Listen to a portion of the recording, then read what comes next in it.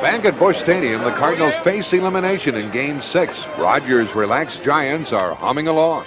Even though we're ahead right now in the series, it's not over, and we feel that, tonight's a very, very important ball game. Here we are now. We got to have 2 wins, and they need 1, so we're just going to have to go out and play and see what happens. Well, we just about ready to rumble.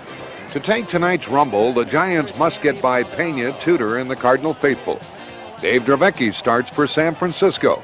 In the top of the second with 2 men on, Jose Uribe lines a Tudor pitch toward the gap.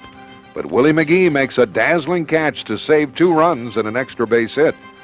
While the Cardinals' defense shines, the Giants break down in the second. Driven to right, moving in for it is Maldonado, and I think slipped. I don't think it was the case of trying to get under the lights, and Pena is on his way to third. With 1 out, Jose Oquendo's fly ball tests Maldonado.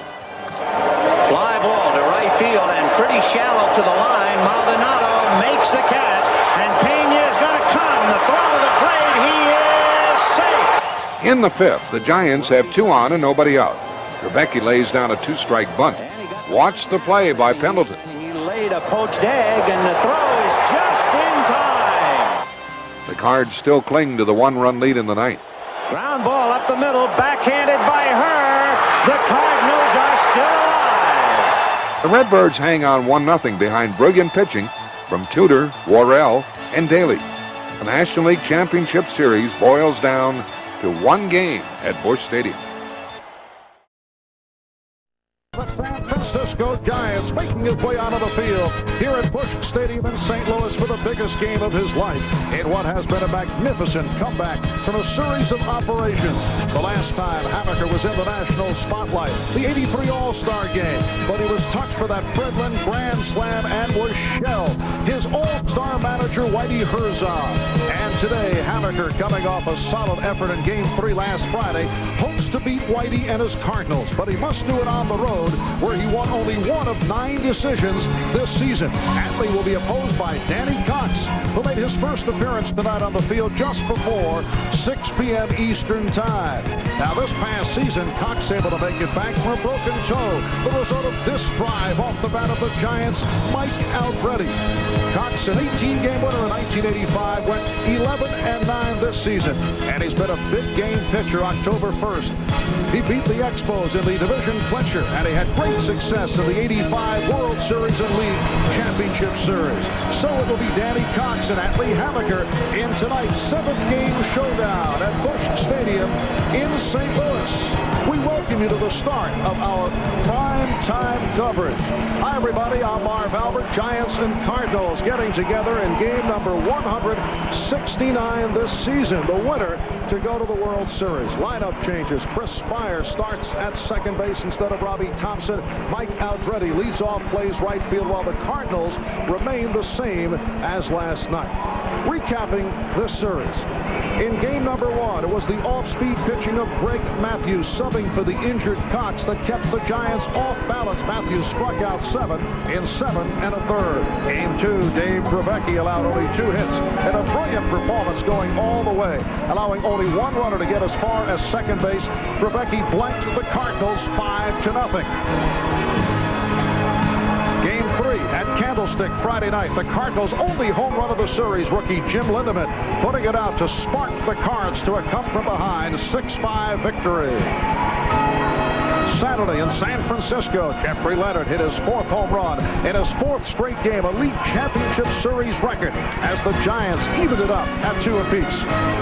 In Game 5, Joe Price came out of the Giants bullpen to pitch 5 scoreless innings, giving up only 1 hit. He struck out 6, Giants taking a 3-2 lead. But last night here in St. Louis, it was a sacrifice fly producing the only run. Tony Pena able to score after reaching when Candy Maldonado lost his fly ball in the lights. So it has come down to this tonight, with the winner to face the Minnesota Twins in the World Series. And the Twins resting up after clinching Monday afternoon in Detroit.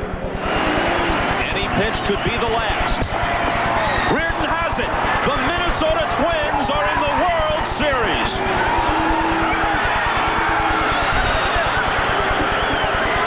And from the Metrodome in Minneapolis. We are joined by Tom Kelly, the manager of the American League champion Minnesota Twins. Tom, the past 48 hours, what has it been like for you since the clinching? Well, we got back, Kamar, from Detroit about 11 o'clock at night, and there was 50,000 people here in the Metrodome, and it was quite an emotional and exciting thing, and something that I'll always remember. I know the ball players are always going to remember, and we're winding down from that, and today we're having a little bit of a workout just to get back in the groove of things and meet some of the press people, and that's what we've been doing since the flight home from Detroit, and we're looking forward to getting started again. All right, some people feel the Tigers left it emotionally in their final weekend series against Toronto. Do you fear the Twins' emotions could be left behind, left in the American League Championship Series against Detroit? I think that having the 4 days off is going to help us, give us a chance to get a lot of the hoopla out of the way, and we can get prepared to play in the World Series. So I think it's going to be beneficial to have the 4 days off to help get us our heads screwed on right again, per se, and we'll be ready to play Saturday night. And as you look to the World Series, they call Herzog the White Rat. They call Craig Humbaby. What do they call Tom Kelly? Well, the best I can do is my clubhouse man come in and wrote on my notepad TK2, you know, and I said, TK2, what's that? And he said, well, Tommy Kramer's TK1, so I'll have to settle for TK2, and maybe I can move up a little bit. But right now in the Twin Cities, Tom Kelly is number one.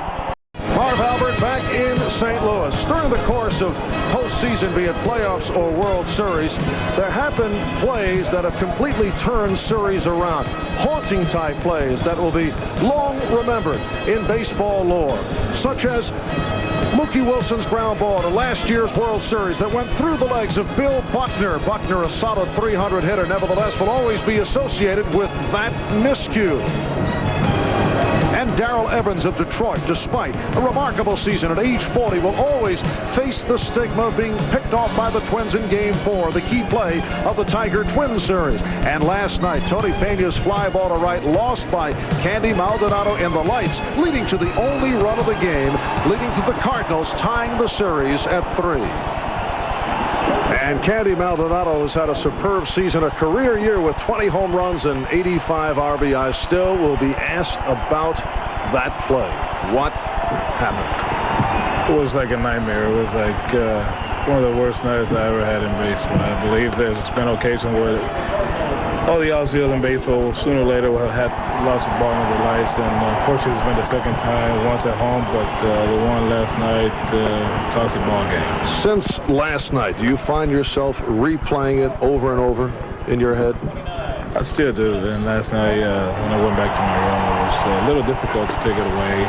I know that with John Tudor pitching on a standing game, Trevecca pitching on a standing game, and there were occasions where maybe we were one hit away from tying the ball game or going ahead.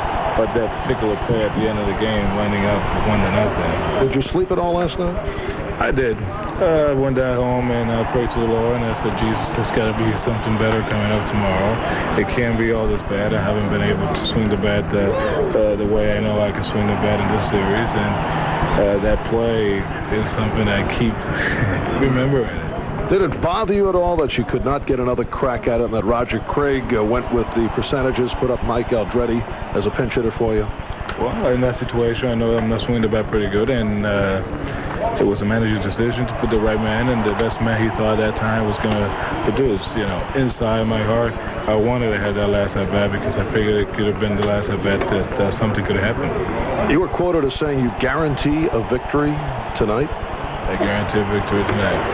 All right, on that note, we thank you. Candy Maldonado of the San Francisco Giants will be back with Joe Morgan on the subject of those who choke and do not choke in 7th and deciding games. Welcome back to Busch Stadium in St. Louis. We're just moments away from game number 7, and we're joined by our National League Championship Series pregame analyst, Joe Morgan, a man who played in 4 pressure-packed final games of series. What about the pressure? The players tighten. Are there some who do choke? Yes, they do. Actually, the pressure is so great, Marv. A lot of guys try to do more than they're capable of.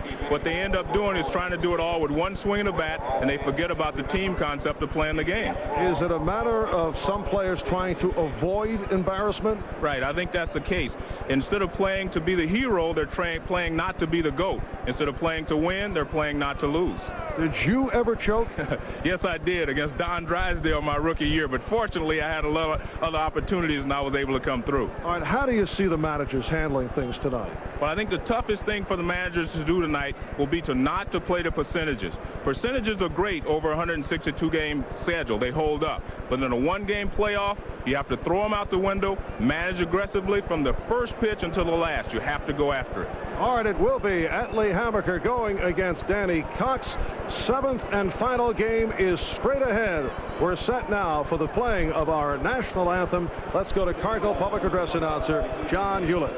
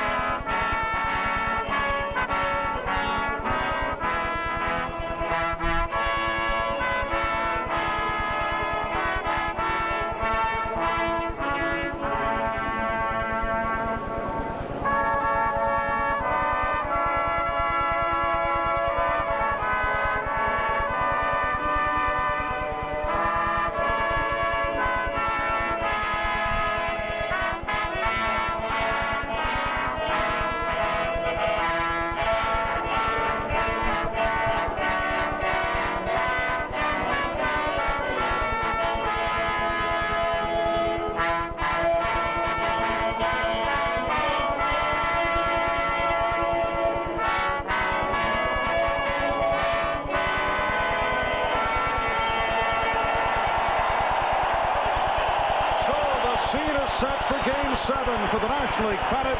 That is it for the pregame. I'm Marv Albert, Vin and Joe with the play-by-play following this NBC News Digest.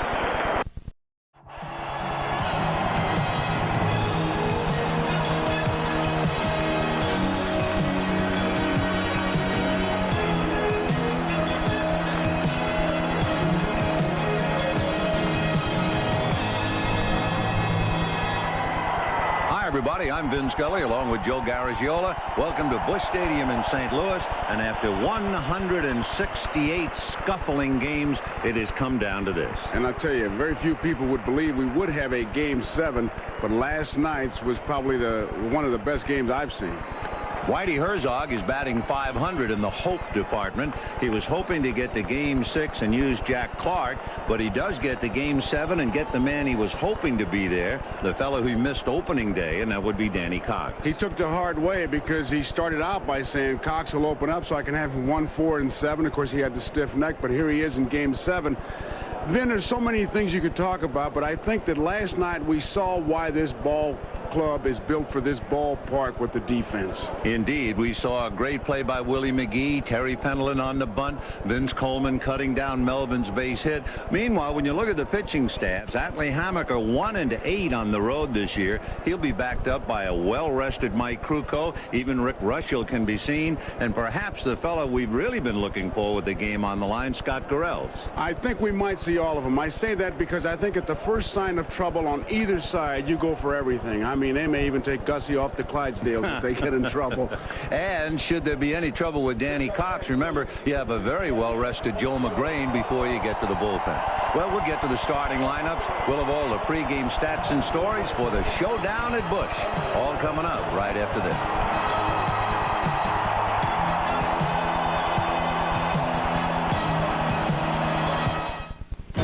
Now you can enjoy all the memories of the 1987 World Series with a copy of the official World Series program. With more than 90 pages of facts and figures, it's a real collector's item. To order your souvenir program, just send check or money order for $6 to World Series Program, Post Office Box 87, Trenton, New Jersey 08651. That's Box 87, Trenton, New Jersey 08651. Please include your proper return address. The preceding was furnished by Major League Baseball. In honor of all those who are going to flip over Game 7, Ozzie Smith leading the Cardinals out for their defensive stations, and here come the Giants. The way San Francisco will stack up against Danny Cox. This is the 123rd different Giant lineup, and the first time Roger Craig has fielded this lineup. Aldretti, Mitchell, and Leonard, Clark, Davis, and Brenly, Spire, Uribe, and Hammaker.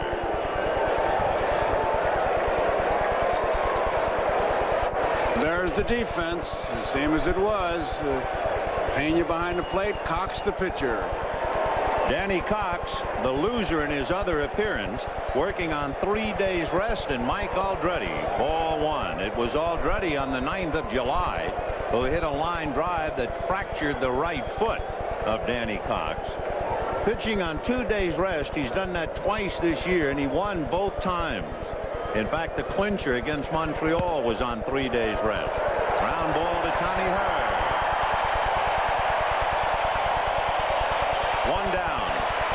In checking his past performances coming back on 3 days rest, over the last 3 years, Danny Cox has made 10 starts on 3 days rest. His record: 6 wins, 3 losses, and an earned run average of 3. He'll be pitching now to Kevin Mitchell. Mitchell hitting .269 in the series, 1 away. Big chopper foul outside of third and down the line. And the count 0-1. Atlee Hammaker down there in the bullpen, still loosening up. So Hammaker keeps toiling while Cox is out center stage. No balls and 1 strike to Mitchell. 1-1. The plate umpire, John Kibler, Ed Montague, Dave Pallone, Eric Gregg on the line. Jim Quick on the left field foul line. Bob Engel on the right field line. And that's looped right at Ozzie. So Mitchell is jammed, 2 down. And now everybody's attention on Jeffrey Leonard.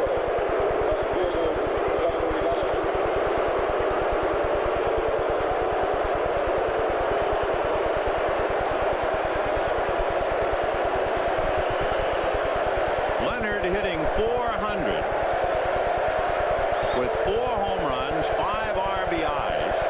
He has 20 total bases in the series, and the chant has started. Jeffrey. And here we go again. Tried a breaking ball, but hung it, but up high. Kevin Mitchell wanted to find out what it was like to be a Hackman, so he put his jacket on, went out to left field, and boy, did those bleacher fans let him have it. 1 ball and no strikes to the real Hackman. Fastball away. Ball 2. 2-0. You can understand Whitey Herzog going with Danny Cox. He had the clincher this year against Montreal. He clinched against the Mets in '85. He won Game 3 of the LCS against Los Angeles when the Cardinals were down no games to 2. There's the breaking ball, and that's up. Well, they describe Danny Cox as the big game pitcher, and that pretty well says it all. Waiting his turn on deck, the left-hand hitting Will Clark. Down the pipe,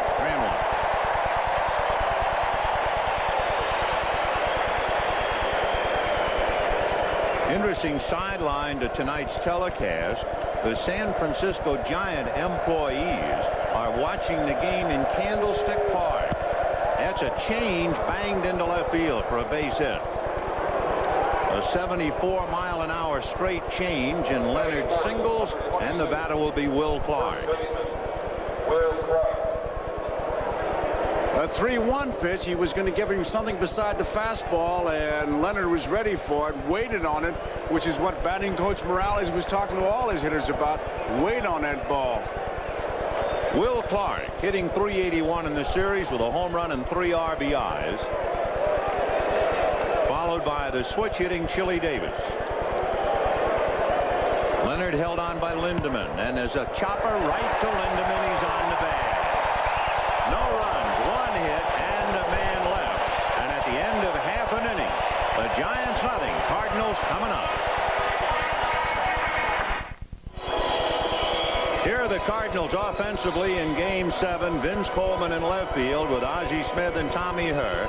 Jim Lindeman in cleanup at first. Terry Pendleton, Tony Pena, Willie McGee, Jose Oquendo, Danny Cox the pitcher, and on the mound trying to stop them, Atlee Hammaker. The defense, Leonard is in left field, Chili Davis in center field, Aldretti in right field, the infield, the same except for second base where Chris Spire has replaced Thompson, and it's Friendly behind the plate and Hammaker on the mound. Atlee Hammaker, a 10-game winner, but most of them, almost all of them, at Candlestick. His record on the road, 1 win and 8 losses. He was 1-1 against the Cardinals. He is 1-3 lifetime. And he'll be pitching to Vince Coleman, Ozzie Smith, and Tommy Herr. Vince Coleman, the biggest surprise, the fact he is still looking for a stolen base after 6 games. So the premier base stealer in the National League has been shut down up to tonight. Ball 1. Kevin Mitchell, defending against a bunt, is in on the rug inside the bag at third. The outfield about straight away. And that's hit to center. Coming up for it is Chili Davis, and has to make it on a bounce. Vince Coleman's first hit right-handed in the series. And he definitely will want to send a message that he's going to be taken off, so we got quite a battle going here early. Chili Davis comes in, looked like he might have a play. Now he has to play that artificial service bounce and keep it from getting behind him.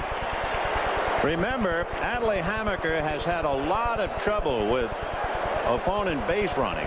He has 7 balks this year, and the opponents have stolen 25 out of 34. So let's see if Coleman tries to put him to the acid test. And Ozzie takes ball 1. Ozzie checking with Nick Leyva to see about what to do with Coleman. Coleman has been in a position to steal a base 5 times in the series, but he's only attempted once, and he was thrown out on a pitch out. Twice Ozzie Smith put the first pitch into play. This time the count now is 1 ball and no strikes. And it depends on Hammaker's attitude as far as the pitch out, because it's a perfect pitch for Coleman to take off. Ozzie, a one-eyed hitter when Coleman's on base. Vince with both feet on the rug. Boy, that really will ring the bell for the pitcher.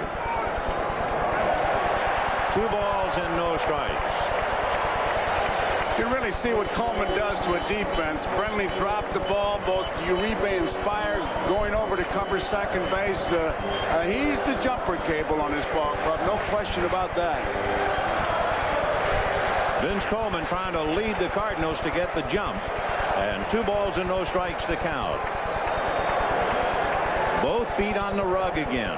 And Hammaker has to drive him back. Normally, like Pavlov's dog, when a runner touches the rug, the bell seems to go up in a pitcher's head, and he goes over there. 2-0. There he goes. And there's a ground ball to Spire. He has to go to first. So they play hit and run, but with Coleman going, it takes the Giants out of the possible double play.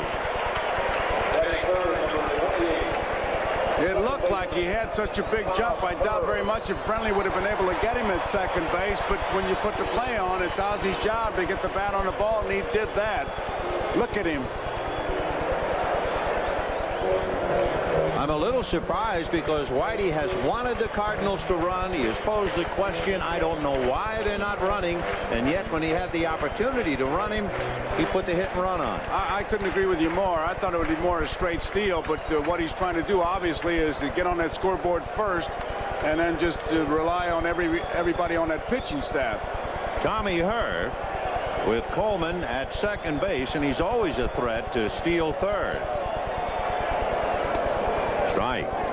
Coleman, by the way, has stolen third 22 out of 27 this year, so Hatton will really have to watch him. He makes no bones about it. He'd rather run off second than he would off first, and Spire has to really jockey him because Uribe's back and short. With Spire almost holding him on, Tommy Herr would love to get a ball he can handle and go the other way.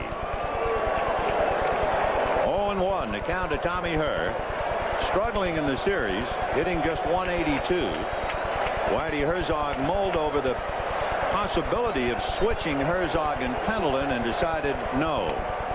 Fastball away, 1 ball, 1 strike. 1 ball and 1 strike. And Hammaker off the bag. Spire trying to hold Coleman on. And as soon as Hammaker had the look, he knew there was no play.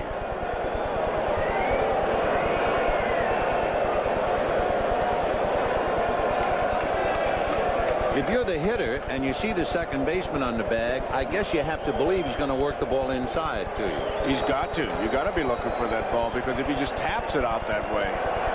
1-1 to Tommy Herr. Again, a fake. They've got him picked off. He was stealing. Spire now releasing to Mitchell. Mitchell to Uribe. So Vince Coleman is picked off. 1, 4, 5, 6.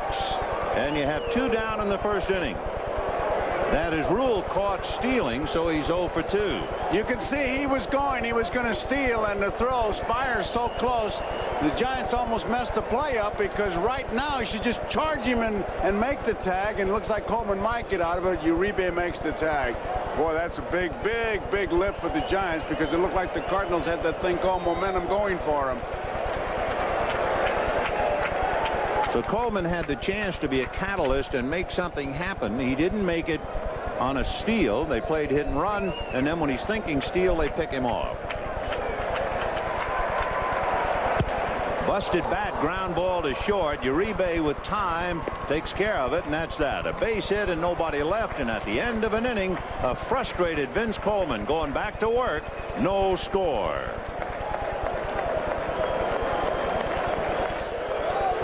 Chili Davis will start it off. He'll be followed by Bob Brenly and then Chris Spire.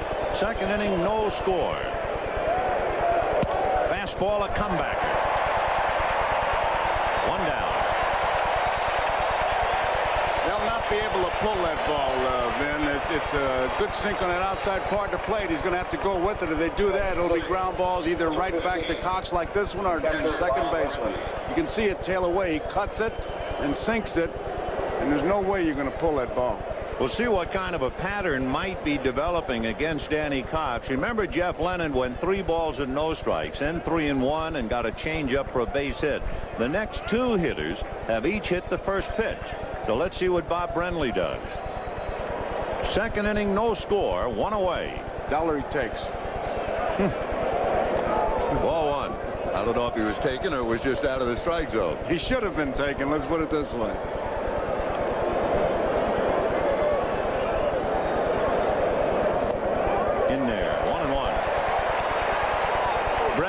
Hit a home run against Danny Cox in game 4. 1-1.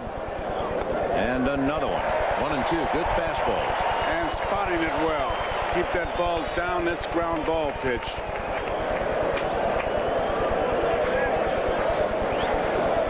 Breaking ball got him. So after 2 good fastballs, here comes Uncle Charlie, and down goes Brenly. And in such a spot that you're not too sure it's in the strike zone, but it's too close to take. Breaks out. And Brenly, even if he hits it, can't really drive it. Good pitch by Cox. Coming up now with 2 down and the bases empty in the second inning, 37-year-old Chris Spire. He played for the Giants against Pittsburgh in the '71 series and hit .357. Then he played for Montreal against Philadelphia in '81 and hit .400. Fastball hit to Ozzie.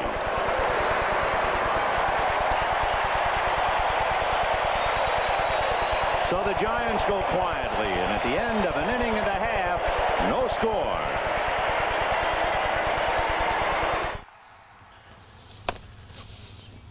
Dad, who was our favorite player growing up? Your favorite player growing up had to be Jose Oquendo. I mean, you guys had his picture plastered over the walls. Yep. You even wrote on the deck, "We like Jose." Being a Cardinals fan in the 80s was amazing. Not just for the winning, but for the cheesy highlight reels. And Oquendo was a big part of both. Guy played all 9 positions. He was a secret weapon. Right field, Oquendo.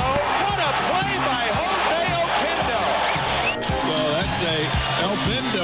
Oquendo. Oquendo's done a good job at first base. Jose Oquendo has worked 2 2/3 scoreless innings in relief. He got him out again. Oquendo going for a double. Oquendo over to third.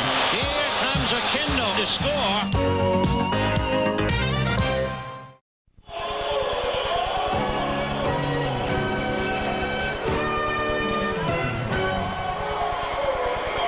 Bottom of the second inning, no score in the ball game, but Vince Coleman's mind is still on the first inning. He is talking about Hammaker's move and trying to get some counsel from the first base coach, Rich Hacker. He just broke. He was going to steal, and he got caught. Jim Lindeman, followed by Terry Fenelon, and then Tony Pena. Second inning, no score.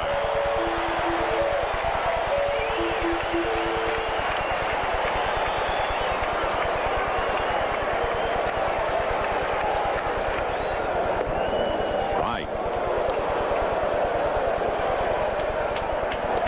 Way out in front of it, 0-2. And Brenly making sure that Hammaker stays down. Hammaker, as we said, he changes speeds very well. Chased it. Strikeout number 1 for Atlee Hammaker. 1 away. Take another look. That's the kind of pitch you make when you have 2 strikes and the fellow is widening the strike zone with every pitch. It's out of the zone. It's a breaking ball. Good spot. Brenly really motioned for it. Just a little thing, but watch how many times Brenly will check the feet of the hitter and look up at the eyes. He wants to see if they're batting about the same spot that he saw him the last time, and are they trying to sneak a peek. That's what you're protecting against. Terry Fenelon at the plate. And that one goes to the screen. Ball 1. Terry with 1 RBI in the series. He is 0 for 8. He is another switch hitter who has come up empty as a right-handed batter. That's one reason why the Cardinals have had so much trouble against the Giant left-handers. 1-1. Fouled away. He missed. You see what Brenly was? He got away with one.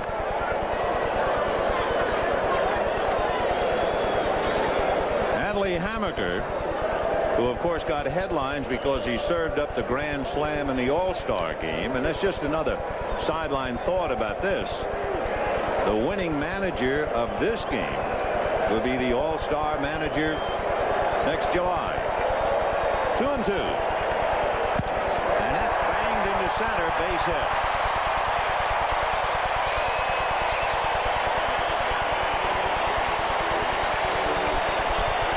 So 2 right-hand hitters who had failed to get a hit, Vince Coleman and Terry Fenelon, each get a base hit tonight, and the batter is Tony Pena. Pendleton has had a bad leg from that injury he received on the workout day, but he's got to start running too. The Cardinals have to get their game that got him here in gear, and you saw Pena checking hard with the third base coach. It's a matter of time. When will Pendleton run? And Brenly will check with Craig for pitch outs. Pendleton stole 19 bases during the regular year. So Hammaker will have to keep an eye on him. Meanwhile, Tony Pena is a pretty good hit-and-run man. He certainly was when he played at Pittsburgh. And we'll see if Whitey uses this combination now. 1 out, second inning, no score. McGee on deck. You know, if he uses it with Ozzie Smith, he's going to put something on here. He's got to take the game. He's got to take charge of the game, and he can only do that with speed. In there for a strike, and the count 1 ball, 1 strike. As Pena looks, so does Pendleton, so we'll see if Whitey puts it on. Meanwhile, Roger Craig trying to think 1 step ahead. All part of the fun of the entire league championship series. One manager trying to outthink the other. 1-1.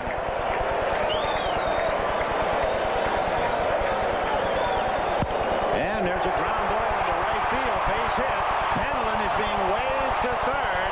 The throw is not in time.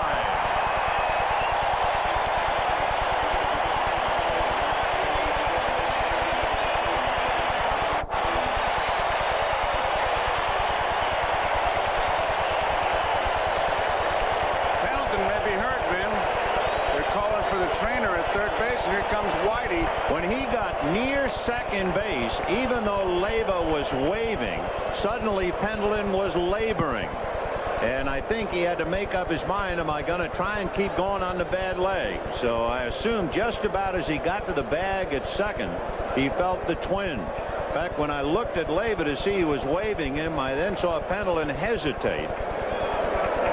Remember, he had the triple and candlestick, and it took him several minutes to get over that.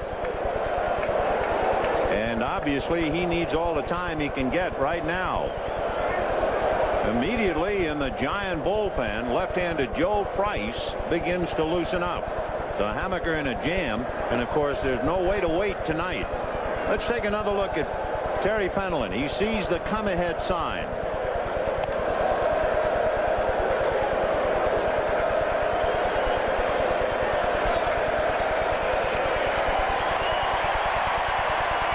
Just before he got to second base, you'll see a little cloud of dirt, and I think that might be when he did it. Not yet. Right there. That's when that left ankle slipped, and you know he's got the bad left ankle. Watch him grab his side, though, as he gets into third base, Vin. It looks like and that's where Gieselman was rubbing right there. Yeah. Stitch. He grabbed a stitch in there, and it looked like that was the problem. And Pena at first base, a good piece of hitting. So now Hammaker in the first jam of the night. Runners at first and third, one out. Willie McGee, the batter. No score in the second, one away. Giants halfway on the right side, double play on the left. Ground ball to the hole, base hit. Stopping at second is Pena. 1-0 St. Louis, and a blizzard again at Busch.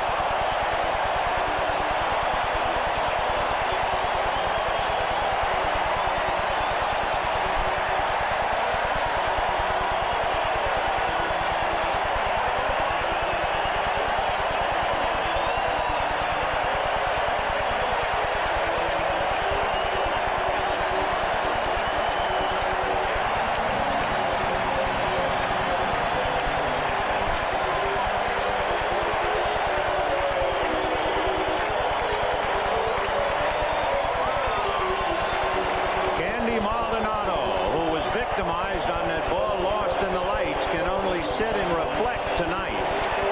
And the Cardinals have jumped on Hammaker. Herzog said before the game, I really have a problem. I don't have anybody to hit a home run, and we can't get 3 hits in an inning. Well, he got him tonight. Might add that Pendleton went from home plate right into the clubhouse, so we'll wait and see what happens. Dave Dravecky limited to a cheerleading role tonight after being so magnificent last night. And the batter is Jose Oquendo with 2 on, 1 out, 1-0 St. Louis.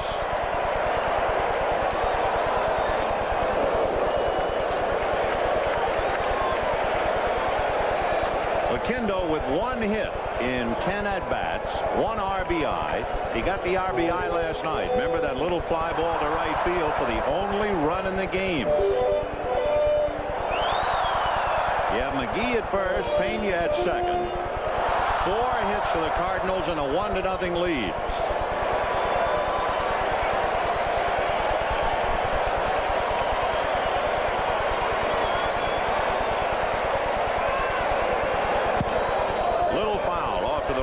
Play. Uribe trying to bird dog Pena and had him retreating slightly on the pitch.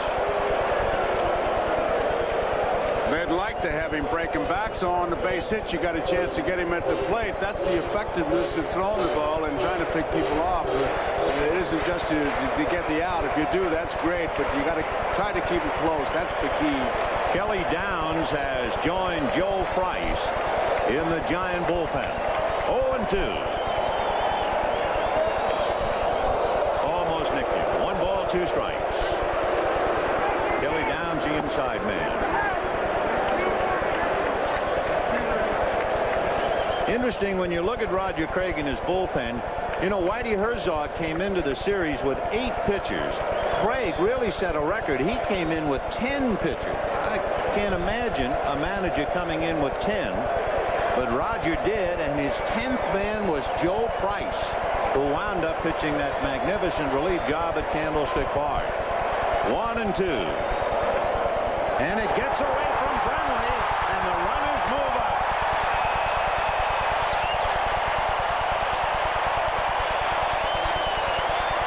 That's the one thing the Cardinals can do, is take advantage of the least little break. Take a look at what happened here. Looks like he just boxed it up from that angle. I didn't see it hit the dirt. It'll be a pass ball. It hit him right in the glove. The ball seemed to go out and come back in and handcuff him. He cut that ball, and he just boxed it up. That's what he did. The infield is up. 2 balls and 2 strikes. Pena at third. McGee at second. Ball 3. On deck, Danny Cox. The whole situation changes now as far as pitching. You got to go for that strikeout. Whereas men in first and second, sure, strikeout be great, but you like to get that ground ball. Now you really got to give it that extra. Roger telling Atlee Hammaker he wanted him to pitch from a stretch to improve his control. 3-2 the count. A drive into deep left field. Back goes Leonard. Gone!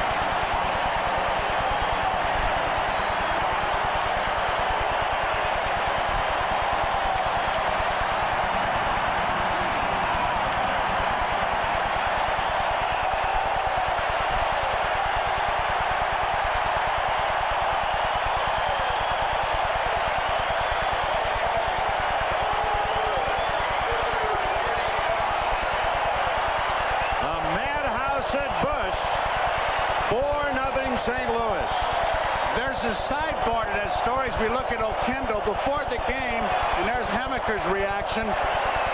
O'Kendall's little baby is 3 years old today, and he said, "Can you give her a happy birthday?" I said, "Well, give her a present." He said, "I will." Fouled away. That's a big present. That's exactly what he said. I said, "What is?" He said, "Going to be the biggest present she could ever get." You know, it's interesting for Oquendo. He's hit 3 home runs in his career, and all 3 against the Giants. And that'll do it for Danny Cox. Not that he much cares. 2 out. It is 4-0 St. Louis. Hammaker is due to bat second when the Giants bat in the third, and he will probably get an early hook. It would appear that Oquendo has forced Roger Craig's hand.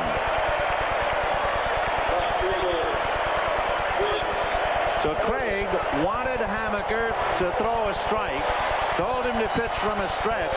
You knew it was going to be a fastball, and Oquendo hit it out.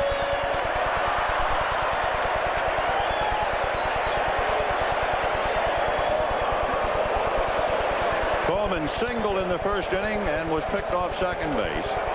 4 runs, 5 hits, 3 singles and a home run here in the second inning.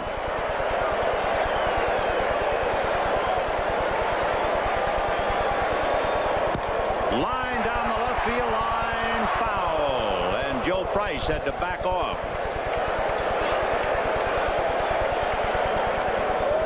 And he winds up striking out the side, only the world will not remember it. At the end of 2, Cardinals 4, Giants nothing. We'll be back after these messages from your local station.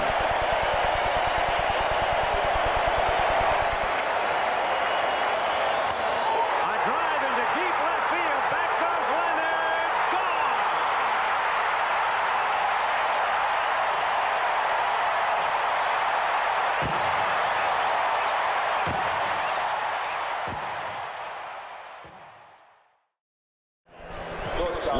said he wanted to give little Annie, 3 years old today, a big, big present. So there it is. Happy birthday. And the present is shared with teammate Tony Pena. As Pena sees the ball go in the seats, there's a ribbon on that package for everybody in the Mound City. 4-0 St. Louis. And now the question is, can the Giants come back? They will have Jose Uribe, Eddie Milner, and Mike Aldrete. A footnote on Terry Pendleton. He suffered a slight muscle pull in the thigh, had it wrapped, and he's back at his position at third base. And that's slapped into left field. And Uribe, a line single to left to try and get something going. Eddie Milner hitting for Atlee Hammaker, and there is Pendleton with the bad leg, but trying to stay in there. Milner 0 for 6 in the series. Uribe held on by Lindeman. 4-0 St. Louis in the third. Joe Price continues to throw in the Giant bullpen, and Hammaker is gone. That's a strike.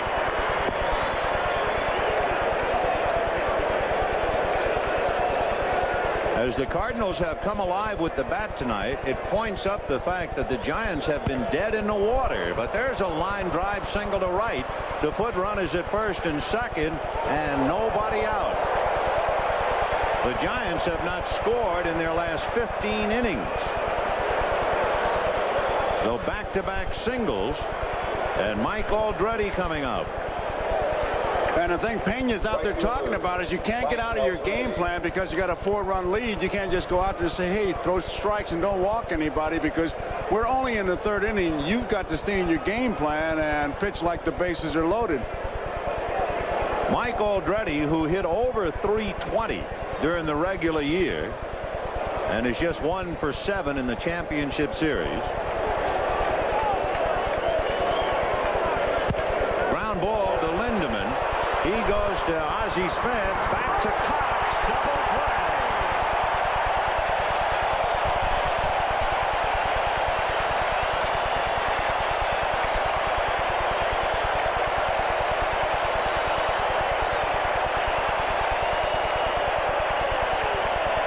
That's a double play the hard way, but Ozzie Smith, a good return throw, which of course is the key. And it's a big double play. Lindeman gives him a good ball to handle. Watch Ozzie. He had a good target.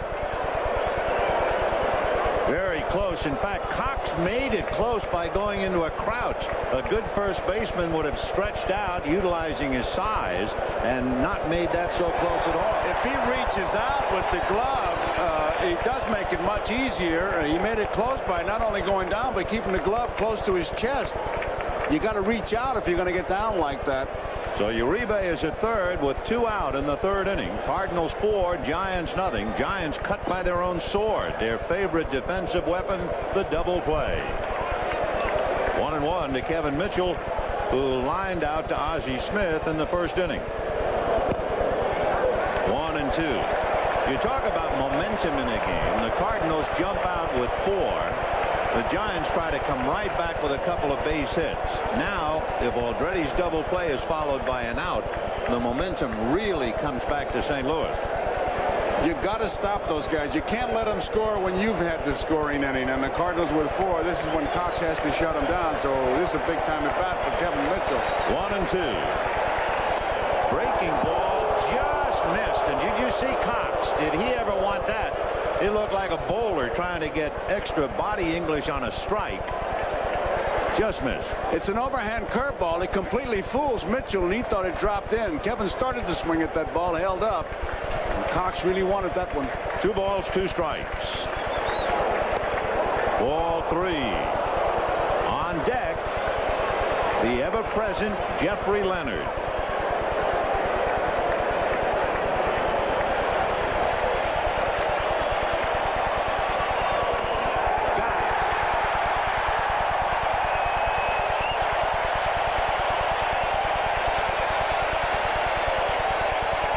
At the end of 2.5, 4-0 St. Louis.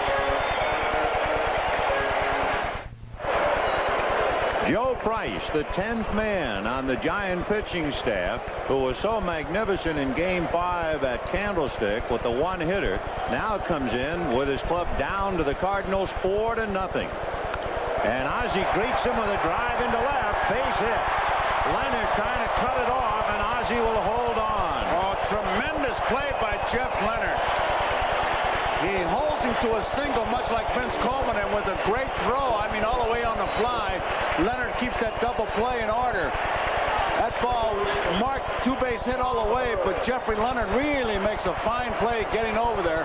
And his throw, he braces himself, and watch this throw. It's a perfect strike. Interesting, you know the old expression about being behind the 8 ball when you're in trouble. The Giants are behind because of the 8th spot. The 8th spot in the Cardinal lineup in the series is hitting .412, including a home run and 4 RBIs.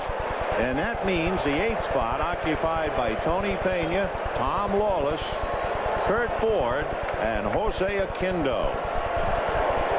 Now with the Cardinals leading 4-0, they can spend house money with Ozzie Smith at first.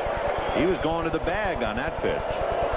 1-1. Well, he faked him right out of his shoes, didn't he? What a move Joe Price put on. Watch Ozzie Smith, and here's the move he puts on him. Look at Ozzie going back. He took 2 steps back. 1-1 to count to Tommy Hurt.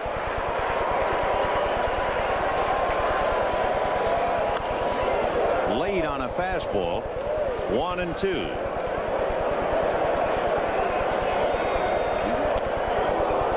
So down goes Tommy Hurt. That was a strange inning in the 2nd inning. Atlee Hammaker gives up 4 runs and 4 hits while striking out the side. And now Price comes in to pick up a strikeout, and the batter is Jim Lindeman.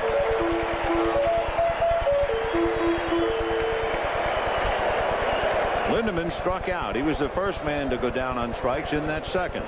Later, Danny Cox and then Vince Coleman. But it was Oquendo who put the slug on him. Ozzie really edging off. Jim Lindeman at the plate, due to be followed by Terry Pendleton, and obviously Pendleton cannot continue. Tom Lawless comes out on deck for Terry Pendleton. Pendleton hurting himself going from first to third on Tony Pena's single and has to come out. And that's hit to straightaway center. Chili Davis right there. Ozzie's going to tag and hold on. Good throw coming into Spire. 2 down in the 3rd inning. And Tom Lawless will come up and bat for Pendleton. And then stay in the game and play 3rd.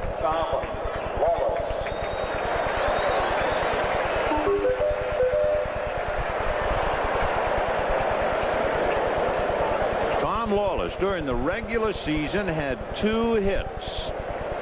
He only had 25 at-bats in the entire season, and then started when Pendleton could not answer the bell in Atlee Hammaker's game in Candlestick. In that game he went 1 for 2. Of course, the Cardinals cannot certainly be overconfident leading 4-0 because they remember when they were down 4-0 to San Francisco and scrambled back. We got a long way to go. 1-1 to Tom. Watch for the pitch out. There it is, but no throw to first. Ozzie's holding on. So 2 pitch outs, but no base running. Ozzie does not have a good read. I'm kind of surprised, but he wants to go, but he's just not that sure. Craig trying to guess along with him. 2 balls and 1 strike. Ozzie not going. That's a strike. 2-2.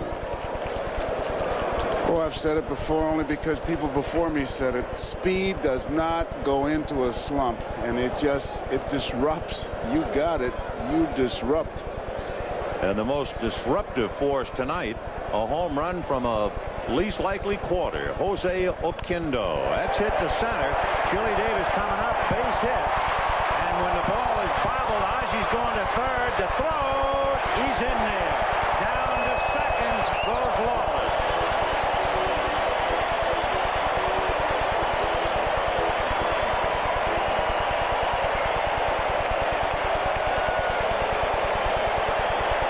Now, Ozzie Smith can't get any help from the coach when he sees that ball hit that surface. He's going to go. And here's Chili's throw. Chili will get an error for dropping that bouncer. Though the error, as Ozzie hesitates, maybe Chili took his eye off the ball just to see what Ozzie was up to. I was going to say he had to make a perfect throw, Ben, because the ball is there ahead of him, but it's to the left field side of the bag, and now here comes another meeting. The runners at second and third. With 2 down, the batter will be Tony Pena, a right-hand hitter. And Craig immediately goes to the pen again. So it shows you the fortunes of a young man. Joe Price, 5 innings, allowed 1 hit at Candlestick. He allows 2 hits in his hot water here in 2/3 of an inning tonight. Kelly Downs coming in from the Giant bullpen. Tony Pena facing Kelly Downs with runners at second and third in the 3rd inning, and the Cardinals trying to break it wide open, leading 4-0. Pena singled in the 2nd inning, but that was against Hammaker. Strike. Kelly Downs, 27-year-old, come the 25th of October, the mainstay of the Giant rotation in the first half, went to the bullpen after the Giants acquired Rick Russell in August. 0-1. Fastball hit to right field deep enough. Aldretti going back and makes the catch, and that's that. No runs, 2 hits, and 1 error. And at the end of 3, it remains 4-0 Cardinals. Now here's a look back at a very special Olympic moment. An Olympic moment brought to you by the Prudential, offering a full range of insurance and other financial services. The Prudential. Melbourne, 1956. Chris Brasher of Great Britain is all alone at the finish of the Olympic 3,000-meter steeplechase. He wins, but there is a dispute. Brasher is disqualified for bumping another runner. After an appeal, the judges reverse the decision. Chris Brasher will finally be awarded the Olympic gold medal. Several surprises throughout the series, and I guess right now the biggest surprise, a 3-run home run from Jose Oquendo. That is the secret weapon, and what that does, that gives the Cardinals a chance to play with their money, to use your expression, because they can, if they make a mistake, so what? They got the lead. And of course, with a fellow like Danny Cox on the mound, accustomed to all the pressure, the Giants will be trying to catch up against one of the tougher pitchers in the league. And Danny cannot get out of his game plan. It's too big a game to just say, I'm going to throw strikes. He's got to pitch like it's nothing. And when you think back to it, when it looked like the Giants were trying to make the charge, the 2 base hits, and then the Cardinals came up with the Giants' favorite weapon, the double play, and then they took care of Kevin Mitchell, and that was that. On a 3-2 curveball, that's important because the base on balls would be big. He threw a 3-2 curveball and got him. Big. Would that have been big with Jeffrey Leonard coming up? Right. Well, let's find out. We got a long ride to make.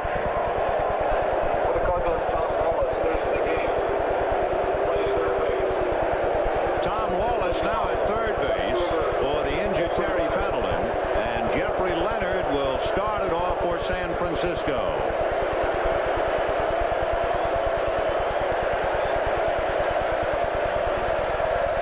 Curveball hit right back off Cox's glove, and Leonard will have a base hit. So Leonard trying to answer the crowd the only way a player can, and he's 2 for 2. That's the best way to answer it, and he sends it right back up the middle. Cox for a minute thought he had it. It was a breaking ball. He thought he had it right there, and then he realizes he doesn't, and he chases it, but a bit too late. So Leonard aboard, and Will Clark the batter. Clark grounded to Jim Lindeman in the 1st inning. 0-1. By the way, we now see they have changed it. They have flashed E1 on the scoreboard. Take the hit away from Leonard and charge the pitcher, Danny Cox, with an error.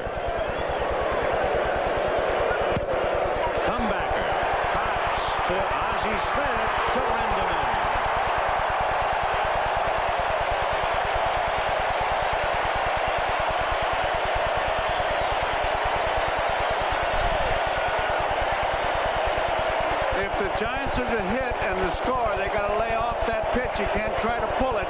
He'll do exactly that. Back to the pitcher to second baseman. You can see easy double play. So Cox, who can throw hard, making very big pitches with the off speed. That was only 74 miles an hour. It's like a breaking ball. And it is the second double play turned in by the Cardinals. Remember, the Giants had racked up 10, and now they're being haunted by that same play tonight. A chopper to the hole. Tommy Herr plugs it up. No runs, no hits, an error, nobody left. At the end of 3.5, 4-0 St. Louis.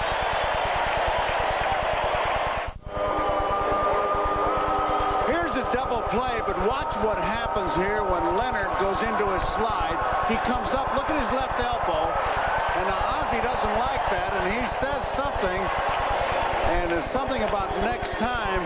And just think, Ben, that's one of the guys that Jeff said he liked. Yeah, right. I wouldn't want to be on his list. 4-0 St. Louis. And in the bottom of the fourth inning, it'll be Willie McGee, Jose Oquendo, and Danny Cox against Kelly Downs. So the Giants forced to use 3 pitchers, and we're just in the fourth inning. McGee singled home Terry Pendleton from third in the second inning, and then he rode home on the 3-run blast by Oquendo. Fly ball into right field. Mike Aldrete is there. Chili Davis coming over. The 2 players who have failed to see service yet, Steve Lake of the Cardinals, Matt Williams of the Giants, and for the Jose Oquendo Marching and Chowder Society, another look at that 3-run home run. There was no doubt about it, Ben. It just didn't barely make it. That ball hit the facade. A line drive home run by Oquendo. Now hitting left-handed against Kelly Downs. 4-1. Danny Cox on deck. 4-0 Cardinals in the fourth. When the Giants bat in the fifth, Friendly, Spire, and Uribe, the pitcher due up fourth. If you're wondering what Danny Cox is swinging the on-deck circle, it's just a big old lead pipe, heavy, to make that bat feel lighter. He got all kinds of things now. 1-1. And he slaps a one-hopper at Uribe. Oquendo is 5'10 and 160 pounds, but he looks like the Colossus of Rhodes in this game tonight. Mr. Danny Cox. Danny Cox coming up. Cox struck out in the second inning.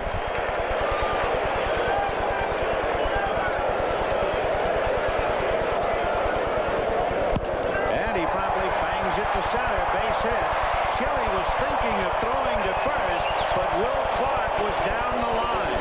If Will Clark had raced to the bag, I really think Chili Davis would have tried to throw to first to get Cox. He was playing very shallow and in right center field. It's been done from the right fielder, but I've never seen it from the center fielder. But he's about ready to let fire. But as you say, Ben, Will Clark wasn't there, not expecting it. A base hit for Danny Cox, his second in the series. 8 hits for the Cardinals to lead 4-0. A windbreaker will be brought out to Danny Cox, and Vince Coleman will be the batter. Must have brought out the medium, and he wants the extra large, because they had a jacket out there, but he just couldn't get into it. Well, he's 6'4", 225. Big man, born in Northampton, England. And here's Vince Coleman. Singled, but was picked off second, struck out in the second.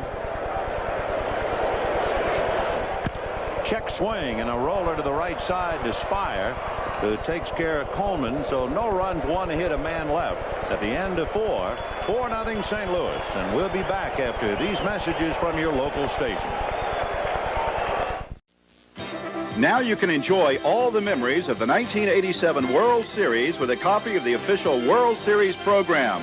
With more than 90 pages of facts and figures, it's a real collector's item. To order your souvenir program, just send check or money order for $6 to World Series Program, Post Office Box 87, Trenton, New Jersey 08651. That's Box 87, Trenton, New Jersey 08651. Please include your proper return address. The preceding was furnished by Major League Baseball. If you are keeping score along with us, as you can see, the official scorer, and actually it's plural, Nick Peters, Jack Herman, and they have credited Jeffrey Leonard with a single. Remember the ball that Leonard hit back at Danny Cox, it got away from him. So first we assumed hit. They flashed error. Now they have corrected it to hit. That would be a walk in the park for Danny Cox to go 9 in 88 pitches. Brenly, Spire, and Uribe coming up in the 5th inning. 4-0 St. Louis. Scott Gerelts is down in the bullpen. So with the pitching spot due up 4th, if they get anything going, you know, Craig will hit for downs. Right. Scott Gerelts. I had 2 great.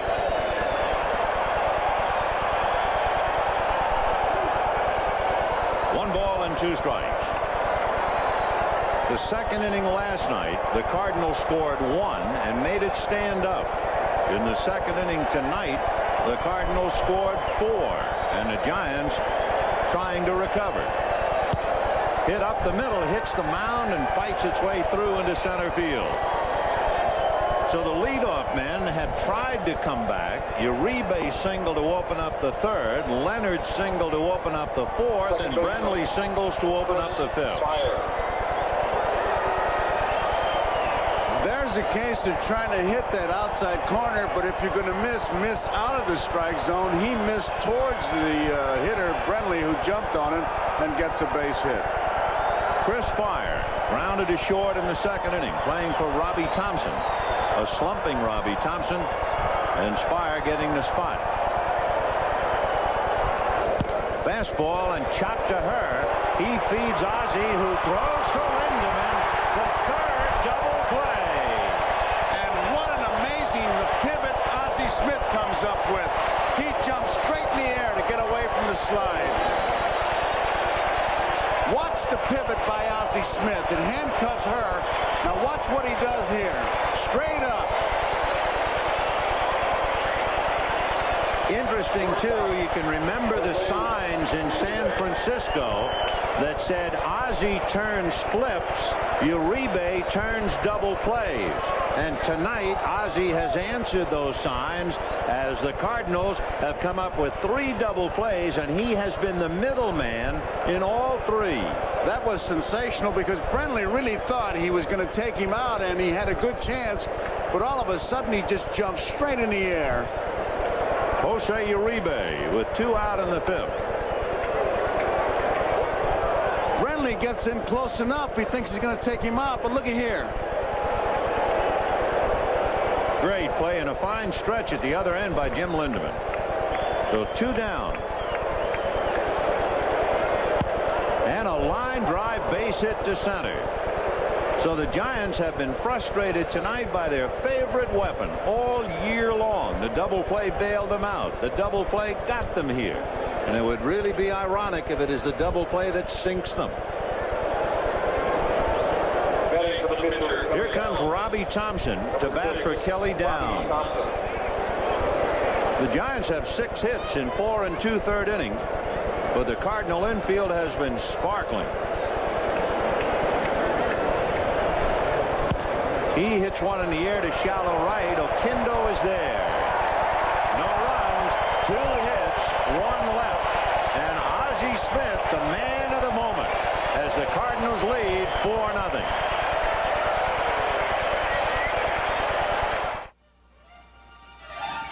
The St. Louis Arch, gateway to the West. Follow the yellow brick road into Busch Stadium, and you're entering the land of Oz. The land of Oz is shortstop, patrolled by the wizard, Ozzie Smith. Ozzie Smith, considered to be one of the greatest shortstops in the history of baseball. 32-year-old, called the Wizard. He can do with a glove what no one has ever done before. He's exciting, entertaining. He is a show unto himself, making plays that no one else has ever even tried. When a baseball is hit into the land of Oz, the crowd awaits with anticipation of the impossible being turned in again by the Wizard. But Ozzie is more than a defensive player. He'll beat you on the base pass. He'll knock you out of the way if it's important to his team. If you need a run, the Wizard will bring it in any way he can, especially by virtue of the suicide squeeze, which he executes with perfection. He's considered one of the best base runners in the league. Take your eye off him, he'll steal home to win a game for the Cardinals. He is not considered a power hitter, but in 1985, against the Los Angeles Dodgers, Ozzie Smith recorded his first ever left-handed home run. This home run sent the St. Louis Cardinals into the World Series. It was without a doubt one of the greatest moments in Ozzie's life. But it is his defense that has made him a pioneer. For it is the things he can do with a glove that turned him into a multi-million-dollar superstar. With the Wiz, the defense is the name of the game. Here's the double play again. That's why they're big leaguers. Handcuffed, he makes the play. Ozzie jumps straight up. And look at Lindeman's glove. Way out there stretching. The ball kind of sailed, but he was going to keep that foot on the bag and that glove way out there. Ozzie Smith leading it off. Then Tommy Herr and Jim Lindeman. 4-0 Cardinals. Ball one. I've been looking at Ozzie Smith for 10 years as he faces Scott Garrels. For 10 years I've watched him. And each time I think I have seen him do it all, he adds yet another paragraph. Phenomenal, incredible, acrobatic, whatever you want to say. He is really something to watch.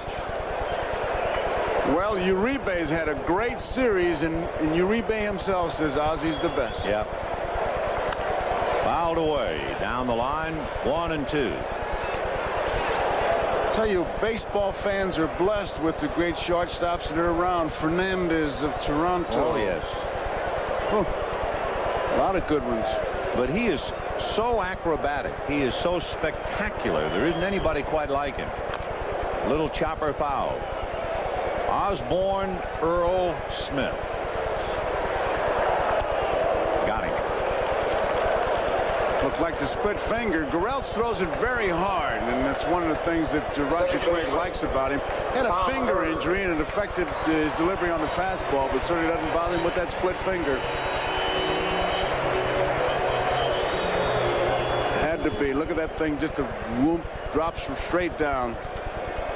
When you mention about his finger injury as he works on Tommy Herr, on the 1st of September against Montreal, he broke the tip of his right middle finger trying to field a line drive off the bat of Jeff Reed. He instinctively reached out barehanded for the line drive and broke the finger. He missed 22 games, but he was able to appear in 5 games before the LCS. 0-1. Fastball banged up the middle, base hit.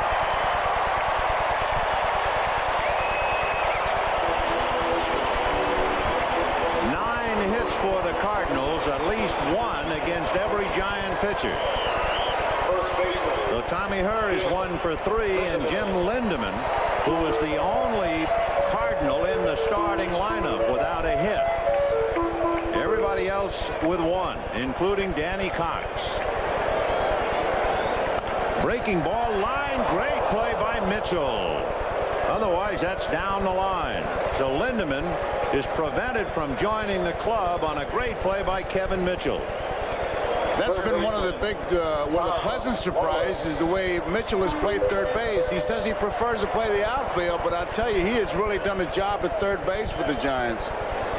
So Mitchell perhaps taking an extra base hit away from Lindeman. That thing was heading for the corner. Herr holding at first, and with 2 out, Tom Lawless, who singled in the 3rd. Those who are wondering about the Cardinal attack and where it was, it is certainly on the scene tonight. 4 runs, 9 hits. They have yet to be retired in order.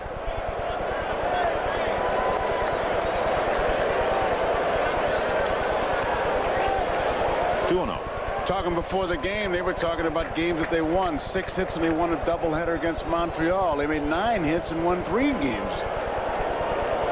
So they know that they're not going to really give you that big attack. But tonight, so far, 9 hits. That's an outburst.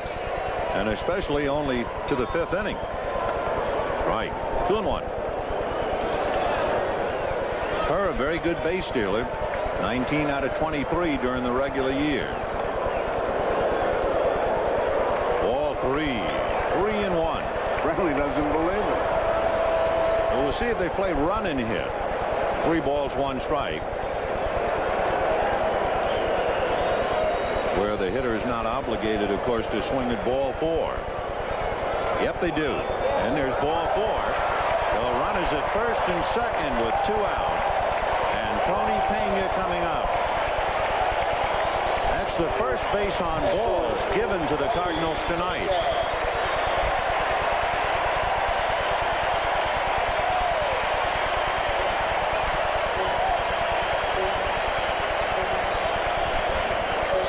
With Chris Spire coming in to join in the conversation, you have to believe that they're just switching signs. Gurels hasn't been out there that much in this championship series, so they better get together and no cross-ups. And in case you're wondering, no one throwing for the moment anyway in the Giant bullpen. But they are sending Mike Lacoste down to the pen right now. So here's Tony Pena, single, fly to right. One reason coming in on him, Pena both times went the other way. There's Lacoste. That was a 93-mile-an-hour jam job to move him off the plate. And Tony will give it that little extra when he gets out of the way. Strike. 1-1. Popped up. Foul ground. Racing over is Brenly. Can't get it. And down he goes. One of the Cardinals came off the bench. We could just see his cap. But he didn't hold him. We'll just see who it is if we can. He finds the dugout, which is very wise when you're at the opposition. He goes in. Now he's just going to protect himself. And now they're going to help him. It's Jack Clark. That's what I was wondering about. It's Jack Clark. I had the feeling it was going to be Jack, but I couldn't say for sure until I saw him. Did you see when he helped him? After the ball went by. After it went by him. 1-2 the count. Pena had a big hack and down he goes. Gurel strikes out 2. The Cardinals leave 2, and at the end of 5, 4-0 St. Louis. Giants dead in the water up to here, as the Cardinals have just put a block on him, both with great pitching and exceptional fielding. Remember last night, Willie McGee and Terry Pendleton. Scott Gurelch is charged with the responsibility of keeping the Cardinals quiet and hoping his teammates can get back in the game. It's 4-0 St. Louis in the 6th. Aldrete, Mitchell, and Leonard. Vin Cox in 5 innings has made 48 pitches, 31 strikes, 17 balls. He's not walked anybody, and when you do that, you're going to get good defensive plays. And just 1 strikeout. Strike 1 to Aldrete. He struck out Mitchell in the 3rd inning, make it 2, and he got Brenly. Popped in the air and sliced to shallow left. Vince Coleman as the ball drifts. 1 away. That slows up a tendency that was building. The leadoff man for the Giants had gotten a base hit 3 consecutive innings in the 3rd, 4th, and 5th. But they stop Aldrete here in the 6th, and the batter is Kevin Mitchell. Lined to short, struck out, and made a dazzling catch of the ball hit by Jim Lindeman in the 5th inning.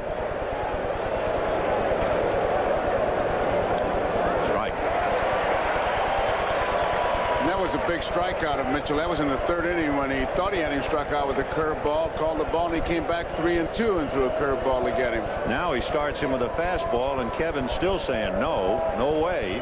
But he got the corner and the count 0-1.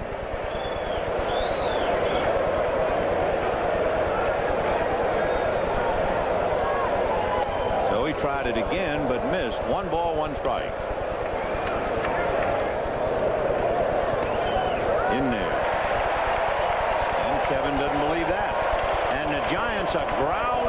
the dugout.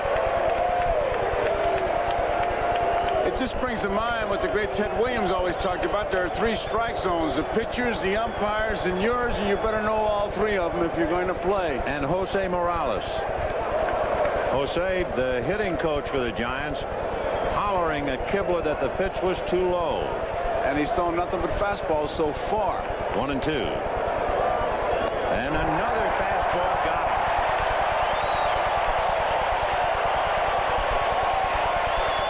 And then Kevin Mitchell says something to Kibler.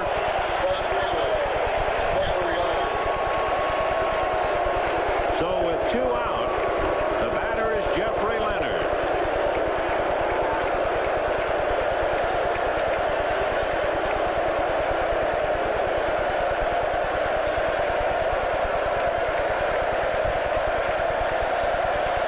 As you can see, Jeffrey Leonard right up there with Poole and Ozzie. 10 hits in the league championship series as they continue to taunt him here at Busch Stadium.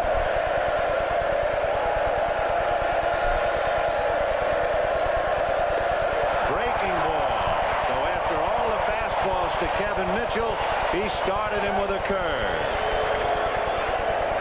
One of the many signs in the ballpark I just spotted, it said, "Leonard eats quiche." Fastball, and off the glove of Ozzie, and he catches it. And Leonard lays his helmet and bat down halfway to the mound.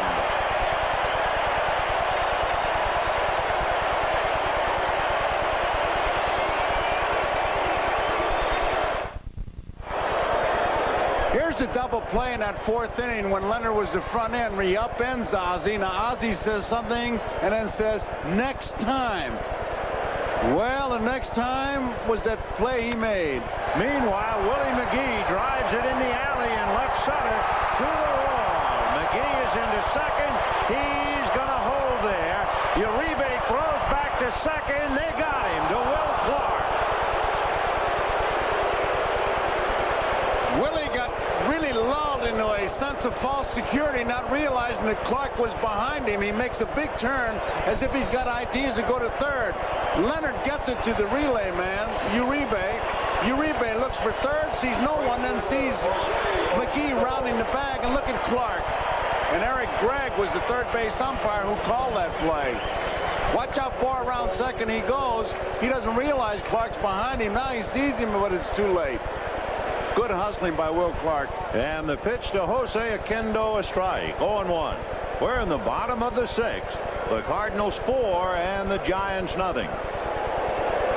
Oquendo with the 3-run home run in the 2nd inning.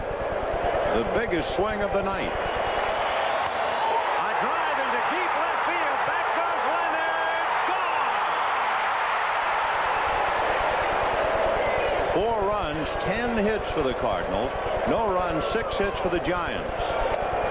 To look ahead, if you're not keeping score, Will Clark, Chili Davis, and Bob Brenly, as we see Willie McGee, who was erased on that heads-up play by Will Clark. Ball 3. On deck, Danny Cox. And there's ball 4 to Jose Oquendo. Second walk given up by Scott Durrell. And Danny Cox coming up. And that gives Danny Cox a chance to help his own cause. Will Clark comes in to set up a defense. Base on balls at that particular time. Not very good pitching. With everything else, that number 8 spot has gotten for the Cardinals, hitting well over 400. That's also the 4th walk given to the number 8 hitter.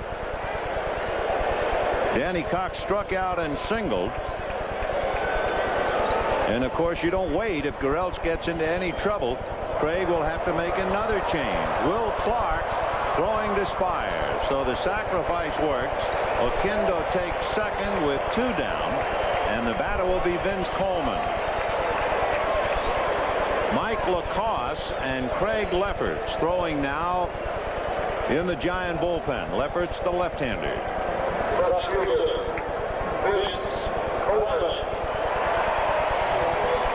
Vince Coleman singled to center, struck out, and grounded out.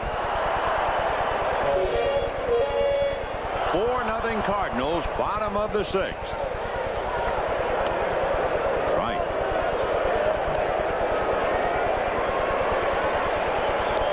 And that goes to the screen, and Oquendo will move over to third. It looked like the split finger, and Brenly just didn't shift on that ball and went off the heel. Here's a look at it. It went right off the heel of the glove. He closed that glove, hit him, and he just boxed it up. Wild pitch, very charitable scoring. I'd have to give him a pass ball. So with a runner at third and 2 down, 1 ball and 1 strike, the count to Vince Coleman. Coleman over anxious, trying to golf that one. 1-2.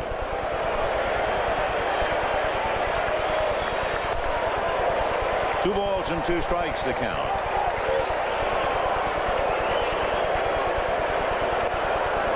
Ball 3. On deck, Ozzie Smith. And he walks him. And Brenly saves the wild pitch with that one. Here's another look at what Ozzie can do besides turning double plays. He's been the middleman on 3, up the ladder to take a line drive, pop it up, and convert it into an out, and take a base hit away from Jeffrey Leonard. Otherwise, Leonard is 3 for 3, and that had to be very pleasing for Ozzie. That was the next time. It's almost like he tipped it up there. He knew he couldn't make the grab. He just kept it in the air. And now Whitey Herzog, he's got some real jackrabbits on the bases. 2 out, and Coleman's going, and there's no throw. You talk about being impaled on the horns of a dilemma. Bob Brenly had nowhere to go. You usually get that sign from the manager. I'm sure Roger Craig just said, don't throw through. You're going to have to get Ozzie Smith. 1 ball and no strikes. Ozzie is grounded out, singled, and struck out. Ball 2. On deck, Tommy Hurd. The Cardinals threatened to break the game open in the 3rd. They had runners at 2nd and 3rd, but Pena flied out. They had 2 on in the 5th, and Pena struck out. Now they have 2nd and 3rd and 2 out, and 3-0 to Ozzie Smith. Oquendo at 3rd, Coleman at 2nd, 2 out.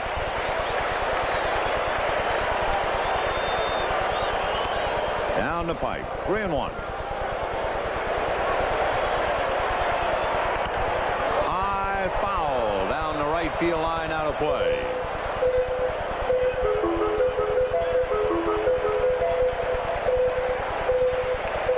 So Oquendo back to 3rd, Coleman to 2nd with 2 outs.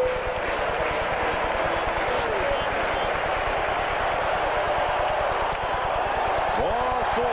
That's 4 times in the series. The count has gone 3-2 to Ozzie Smith, and he has 3 walks and a single, and that means Roger Craig time. He'll want Craig Lefferts to turn Tommy Hurd around and make him bat right-handed.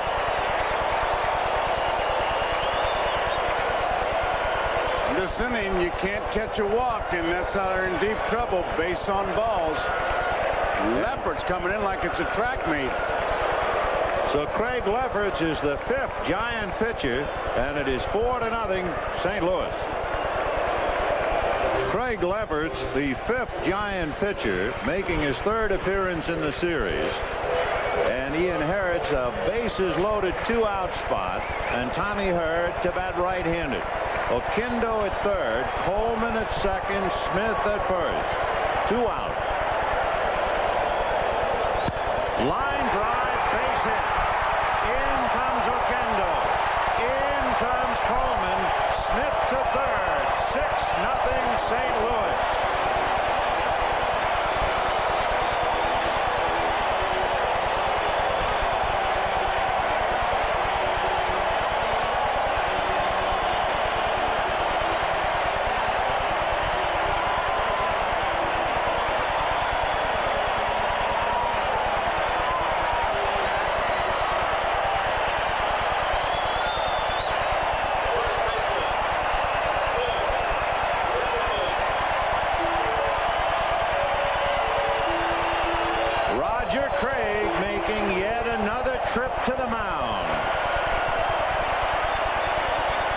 puts it right back up the middle, and Leppert ducks it a bit too late. Actually knocks his cap off.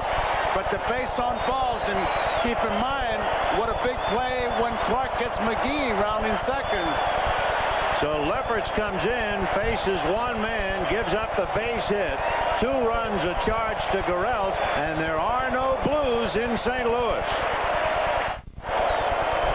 That sign in reference to Chili Davis, who called St. Louis a cow town, even though they blamed Jeffrey Leonard for saying it.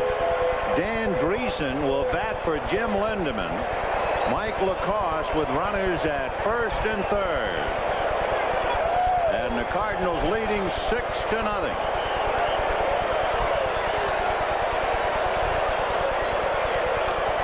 Strike. The only outs in the inning. McGee, who doubled and was caught rounding the bag, and the sacrifice by Danny Cox. Oquendo walked, Coleman walked, Smith walked, and then the single by her. Ozzie Smith at third, Tommy Herr at first,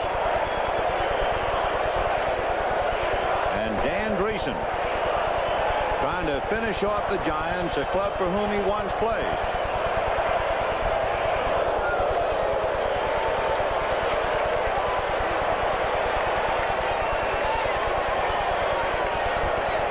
Hammaker, Price, and Downs, Gurelt, Lefferts, and Lacoste. The runs, 4 have been charged to Hammaker and 2 have been charged to Gurelt. Smith at third belongs to Gurelt. Herr belongs to Lefferts.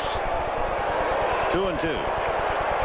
What must be particularly maddening for Roger Craig, the walks were given to men without real power. Oquendo, Coleman, and Smith in a big ballpark. You can't catch a walk. It's as simple as all that. And boy, when they come home to burn you, it really frustrates you. Ball 3. And we're now 1 pitch away from the 4th walk given to the Cardinals in the 6th inning. And with a full count and 2 down, Tommy Herr will be going from first. Will Clark is directly behind the bag. On deck, Tom Lawless. High pop fly on the left side, Kevin Mitchell. And the Cardinals put 2 more in the bank. And at the end of 6-0 St. Louis. We'll be back after these messages from your local station. Hi, I'm Ron Darling of the New York Mets. I had a choice, pitch in the World Series or watch the season premiere of Saturday Night Live. Lucky for me, I broke my hand.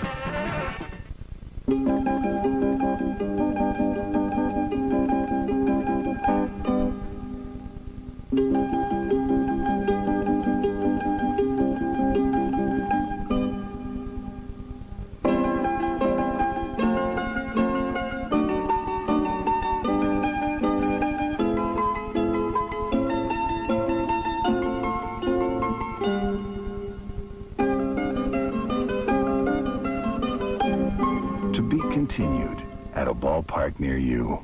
The preceding message was furnished by Major League Baseball. Highlights in the locker room celebrations after the game. The 1987 National League Championship Series is brought to you by Miller Lite. For great taste, there's only one light beer. And by Buick and your Buick dealer, the great American road belongs to Buick.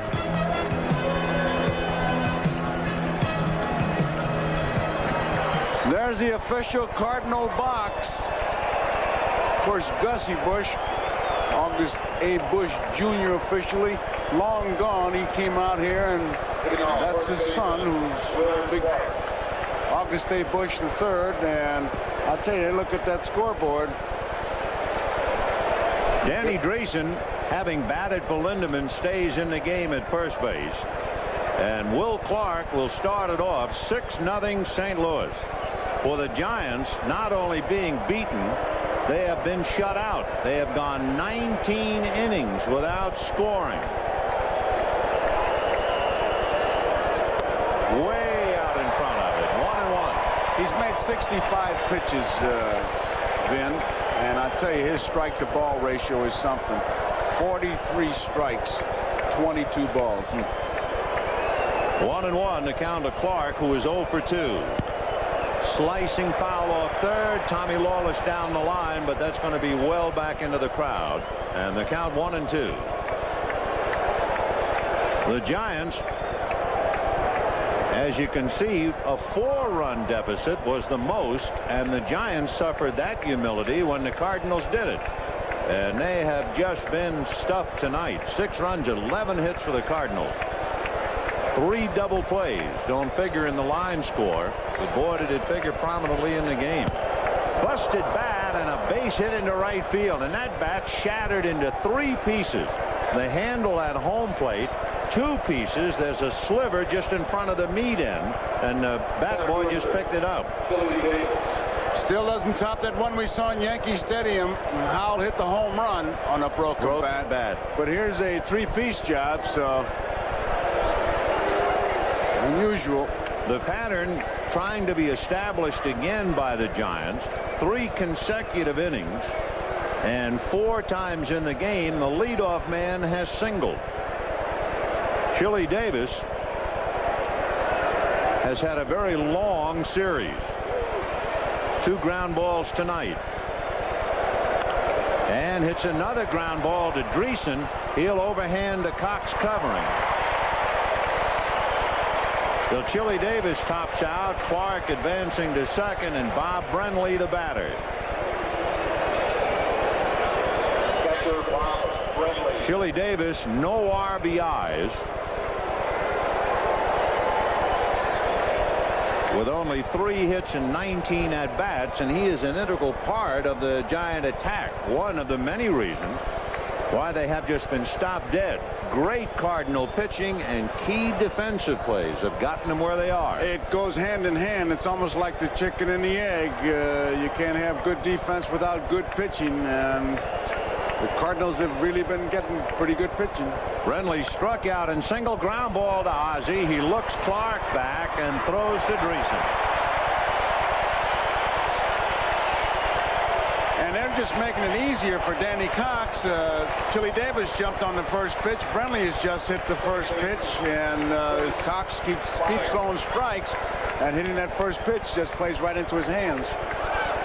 Danny Cox, in 6 2/3 innings, has allowed 7 hits, no walks, struck out 3, and the batter Chris Fires grounded to short and hit into a double play. And I'll be shocked if he swings at the first pitch, I'll tell you. Yeah, because he's been around so long. He's been around, and he knows how to play. He'll make him throw at least 1. I'd be shocked.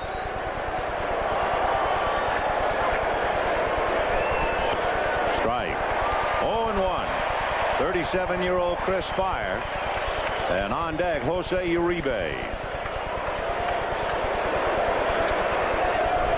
The Cardinals with 4 in the 2nd and added 2 more in the 6th and have a commanding 6-0 lead. If they get down to Lacoste, they'd hit for him, and Don Robinson is throwing in the bullpen. 1-1. All of the Giants alone with their thoughts right now. It's been a long year. 168 games have been played. This is 169, and no one has won anything yet. But boys, there are a lot to lose. Strike. 1-2.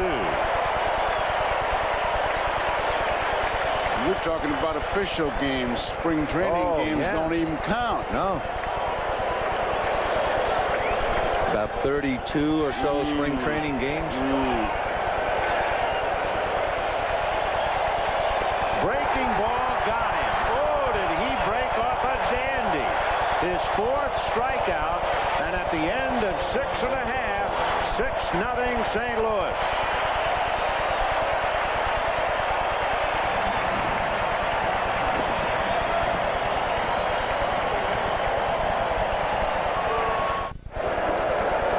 In Missouri, they think they can hear her in Minnesota. It is 6-0 Cardinals in the 7th. And a strike to Tom Wallace. Finishing up the Terry Pendleton, who pulled a thigh muscle going for first to third on a base hit back in the second inning. Tried to continue and gave way, and Lawless singled in the third. Fouled away. 0-2. And if there's nothing else to do and you're leading 6-0, there is always Jeffrey Leonard. Listen.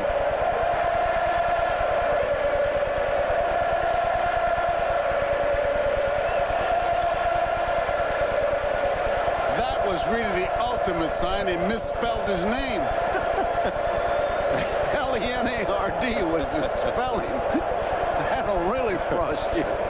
0-2 to Tom Lawless, who has singled and walked tonight. Lawless has as many hits in the series as he had for the entire season. Down he goes. So Mike LaCosse picks up a strikeout. There's the misspelling. There it is.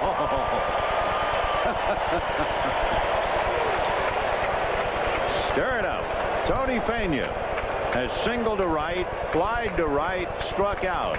His base hit ignited the fire in the second inning. His single sent Pendleton to third. It was followed by a single by McGee for a run, and then the 3-run blast by Oquendo. Bang to center, base hit. So Pena is 2 for 4.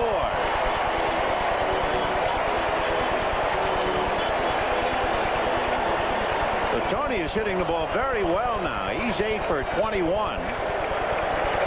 With a line single to center, 2 for 4 tonight.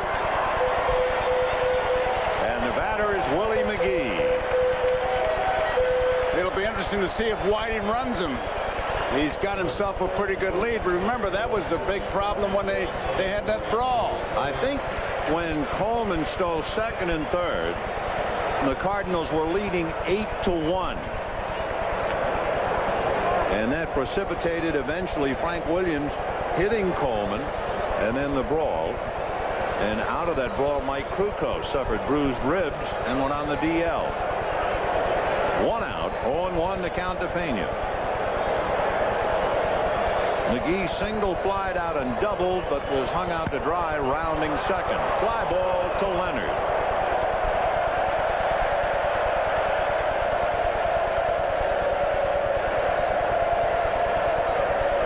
Two down in the 7th inning.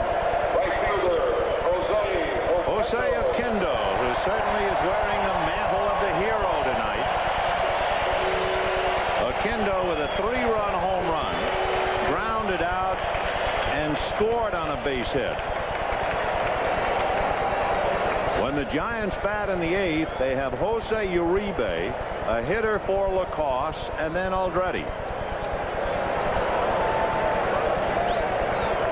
There goes Pena, and the pitch is dropped as Pena slides in. Brindley had it get away.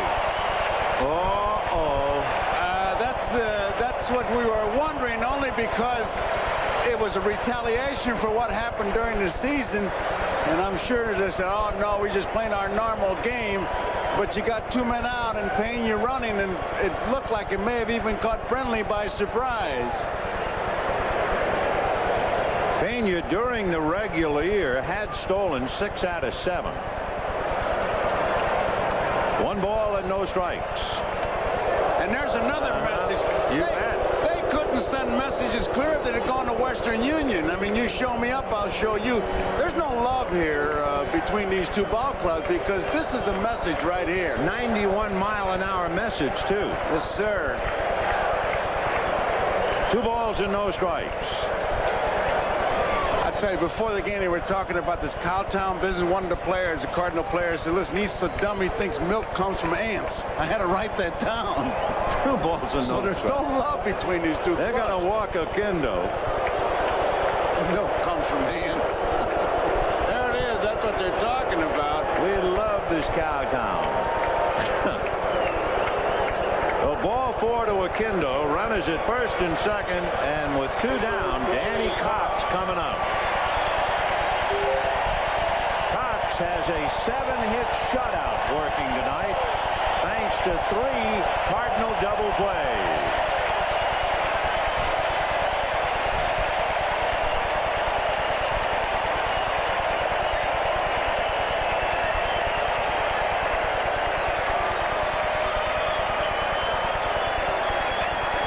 And as a ball hit back to Lacoste, who flips to Will Clark. No runs, 1 hit, and 2 left. And at the end of 7, Cardinals 6, Giants nothing.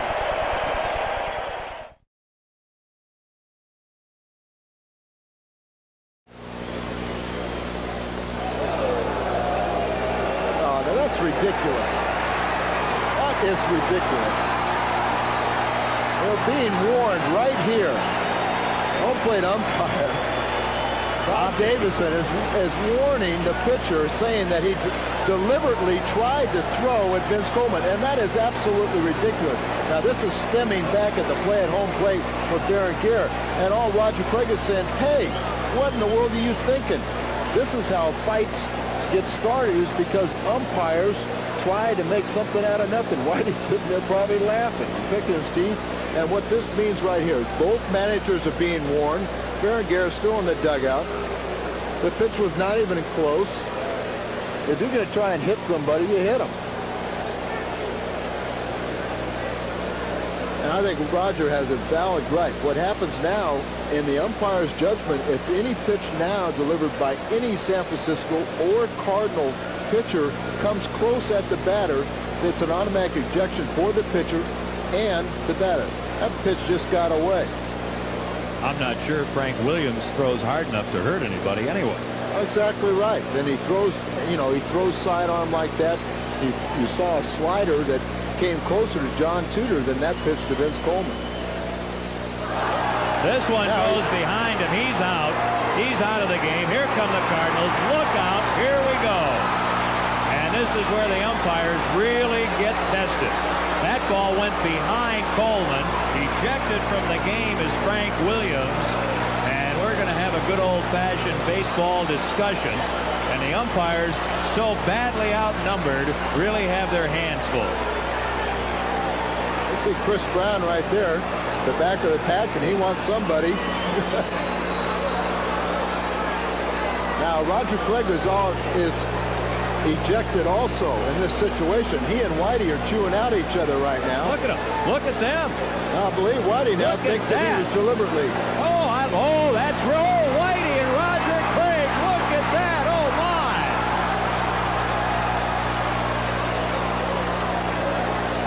Well, isn't that something? The two managers.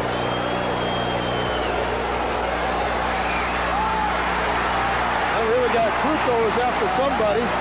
Mike Kruko. Danny Cox is out there. Tomorrow night pitcher. He's in the middle of things. Mike Kruko got tackled, and everything has broken loose at the ballpark now. And you only hope there are no serious injuries. There's Ken Daly in the middle of it all. They got somebody over there. This is Ricky Horton. Whitey's got somebody down. You can't see that there. Youngblood. Whitey's trying, little Whitey over here. Oh, is Whitey hot. And Youngblood still has Ricky Horton down. Now his teammates are coming to him. Joel Youngblood. Was it Youngblood and Whitey? No, well, it was Whitey, and Whitey tried over there to save Horton. Now he's still got a bunch of them going down here.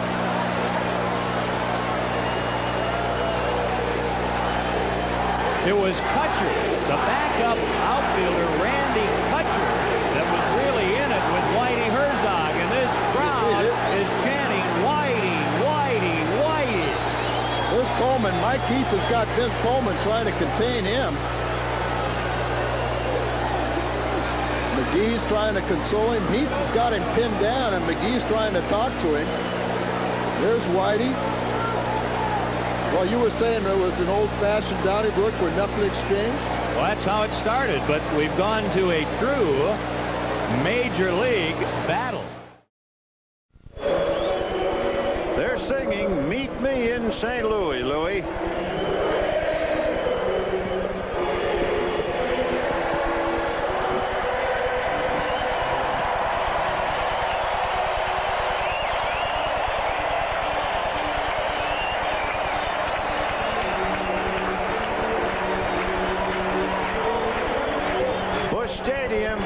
bursting with happiness and enthusiasm and optimism and gazing towards Minnesota. And they're getting in a few last licks. One sign concerning Jeffrey Leonard said, "One flap down and goodbye." Cox, as he completes 7 innings, 75 pitches, 50 strikes, 25 balls, still 2-1. Jose Uribe, 2 for 2. He'll be followed by Harry Spillman, the last left-hander on the bench for San Francisco. Popped it up. Dan Dreesen is calling.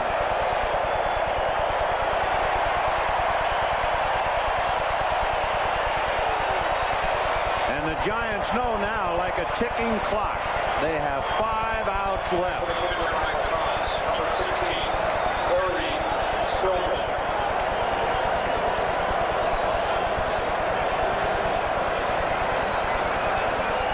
Harry Spillman, the 3rd Giant pinch hitter. Milner, Thompson, and now Spillman. Harry with that pinch hit home run, but the Giants came up a buck short anyway, and the Cardinals won it 6-5.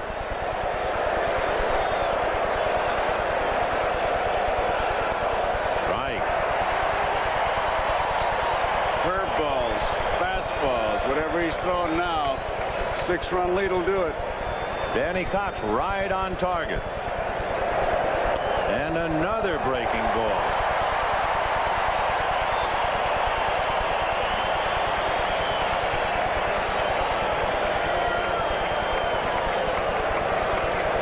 Two. 1 ball and 2 strikes. Whitey Herzog's words at the start of the league championship series really come back now when he said, "I don't know how we got here," meaning, of course, with Jack Clark hurt. And then when he got there, it didn't look like the Cardinals could score any runs. And they got to the 6th game. Then he said tonight, "I don't know how we got here."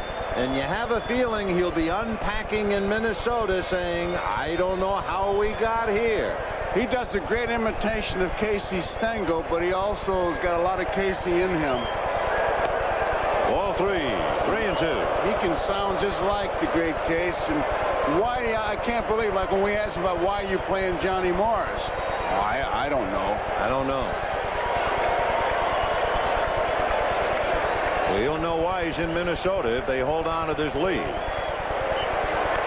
Half swing on a breaking ball, and it's still 3-2. That's Danny Cox leading 6-0.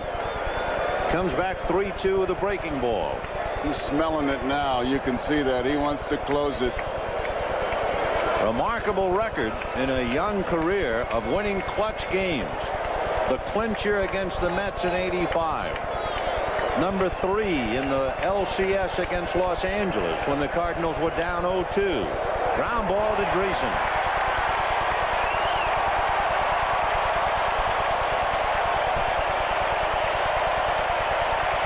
And there are 4 outs left between St. Louis and Minnesota. And Roger Craig knows it. And so do the young Cardinals.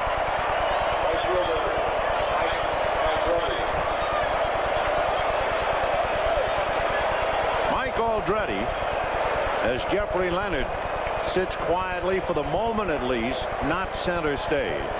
Aldretti is grounded out, hit into a double play, and flied to left. And a change. Holy mackerel, he's got it all going now. He's got every pitch going, and he's got it in the strike zone, and he starts ahead of these hitters, and when you do that, you really got them thinking. That thing was 72 miles an hour. Then come back with a high inside fastball. 1-1 to count. Cox has allowed 7 hits, struck out 4, and he's gone from a 72-mile-an-hour change to a high inside 90-mile-an-hour fastball. 1-1. Fouled away. It was Danny Cox who started the 1985 World Series. He started Game 2 and the Cardinals won. He started Game 6 and the Cardinals might very well have won it, but he left and the Cardinals lost. And now he's trying to clinch it and drive his ball club to Minnesota, and everyone up and at him.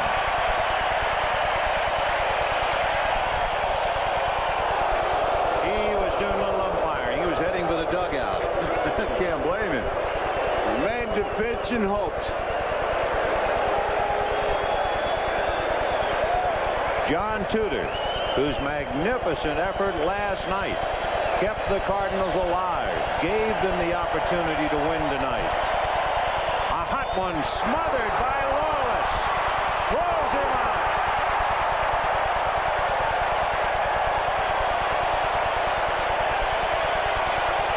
And the Birds are cooking.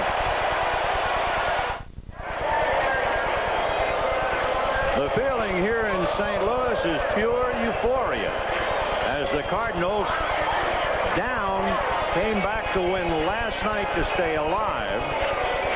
The teams who were able to do that, to come back and win the final two, Cincinnati in '72 against Pittsburgh, Philadelphia against Houston in 1980,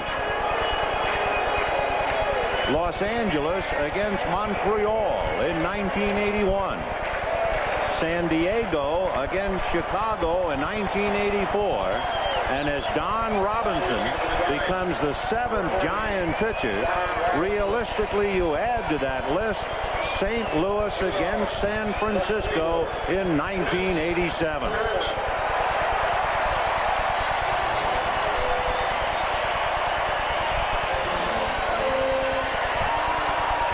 Vince Coleman single, struck out, grounded out, and walked. Stole a base in the 6th inning, finally in the series, and has scored a run. Right. Coleman, Smith, and Herr for the Giants. And there'll be one last appearance. It'll be Mitchard, then Jeffrey Leonard, and Will Clark. Leonard hitting 2nd in the 9th inning. And I'm sure this large crowd will say goodbye to him.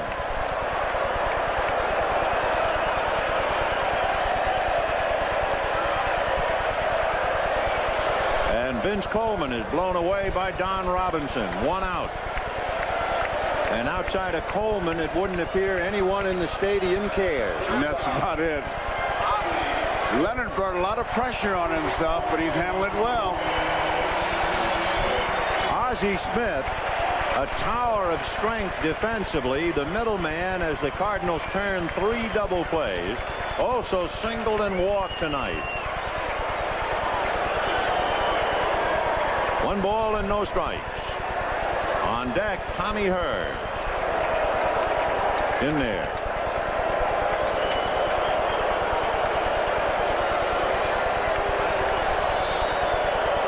A litany of frustration for the Giants. 4 runs charged to Hammaker. He will be the loser. 2 runs charged to Garrelts. And a quiet, downcast Giant bench, to say the least. Strike 2.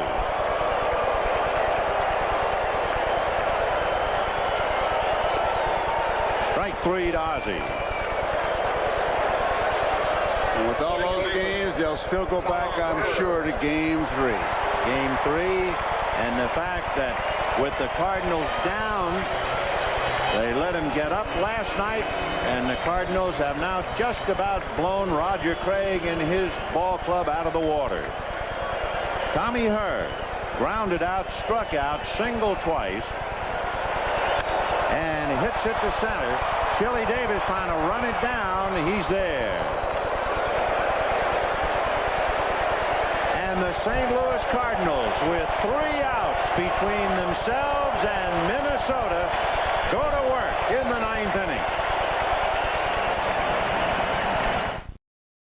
Johnny Keane about to bring the Redbirds their first pennant since 1946. And the Cardinals, 1 pitch. One more strike, come on! If you've never heard Mr. Gussie Bush excited, you just heard him over my shoulder. Let's go! Get him out! A high pop ball. The curve is there. The Cardinals won the pennant. The Cardinals won the pennant. The Cardinals won the pennant. Everybody out. Everybody congratulating everybody.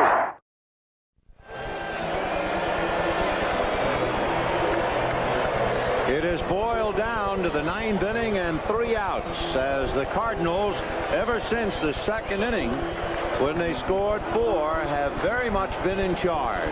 That they have, and it goes right out to the middle of that diamond with Danny Cox in charge, but Whitey Herzog has his bullpen going. He's going to hope that Danny Cox nails it down, but I'll tell you, if he comes close to it, Todd Worrell, there you see him, he's going to get ready. And a little earlier, he had Ken Daly throwing. That was in the 7th inning. So the Giants are face to face with going down again.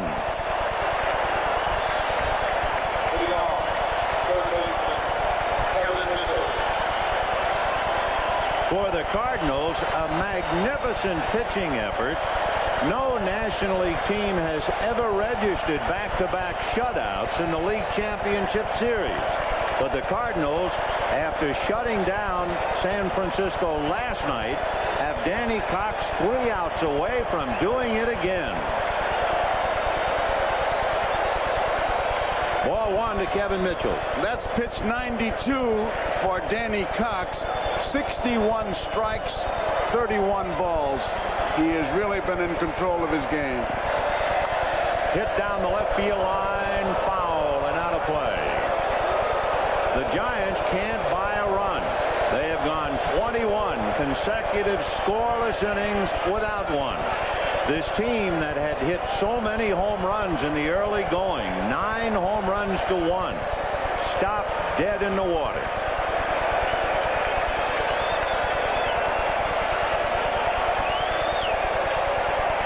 Three and 2.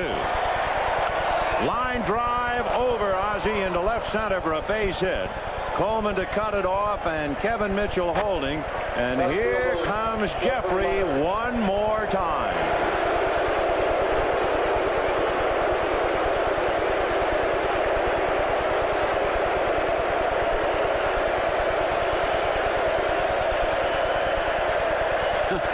Both flaps down. Well, he has certainly tried tonight.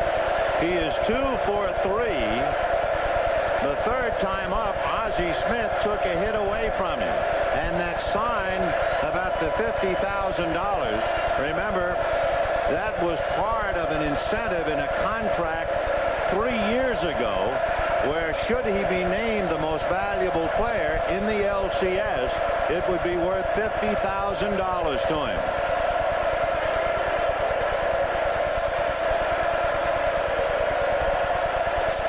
Ball 1. He's really looking like he's maybe overthrowing. Mike Rourke has come out. Pena's going to listen to the conversation, and I'm sure it's going to be a case of just be yourself, Danny. You've been pitching well. Be yourself. Okay. And he certainly hasn't labored too hard out 98 there. pitches, man. Todd Worrell throwing back of him when the inning began. 1 ball and no strikes. Danny Cox, who has been magnificent in this final game, on 3 days rest. Ball 3, but he could be running out of fuel now. Whitey's not going to really let him go too far with Worrell in that bullpen and the way he's throwing. He's got a 6-0 lead, but he wants to nail it down. 3-1 to count. Ground ball to the right side. Tommy Hurd, Ozzie Smith, that's all.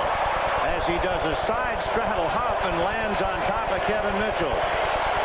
He knew Mitchell was going to maybe staple him to that left field wall, so he was going to make 1 out sure. And once he gets the ball, he just jumps straight up, just straddles him.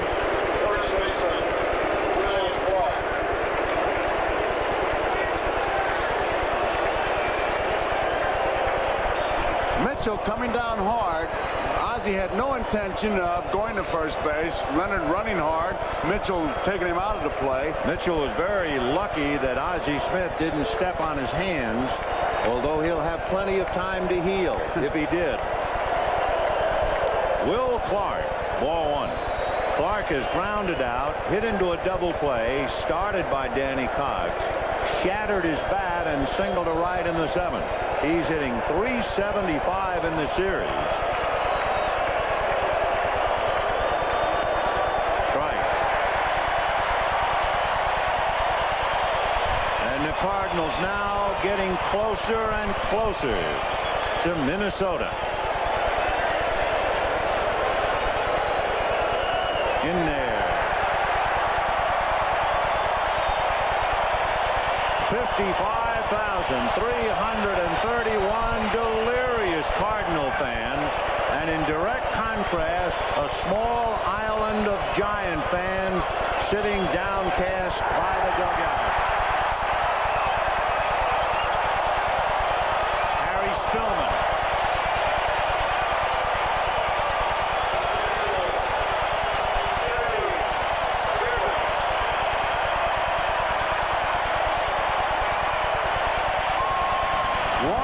To Minnesota.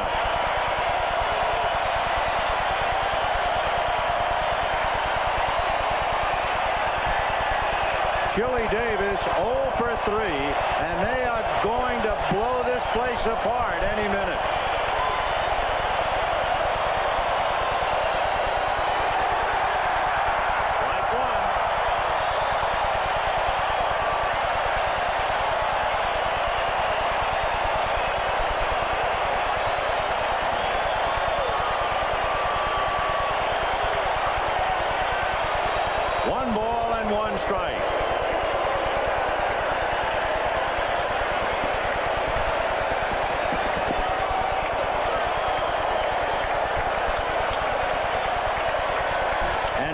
It all. The owner and his general manager, Bob Lurie and Al Rosen of the San Francisco Giants. A price had to be paid tonight in the seventh game. Somebody had to pay it. And it's the black and orange of San Francisco. Full price.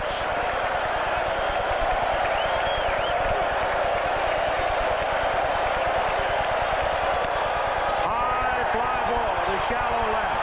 Vince Coleman, Minnesota bound.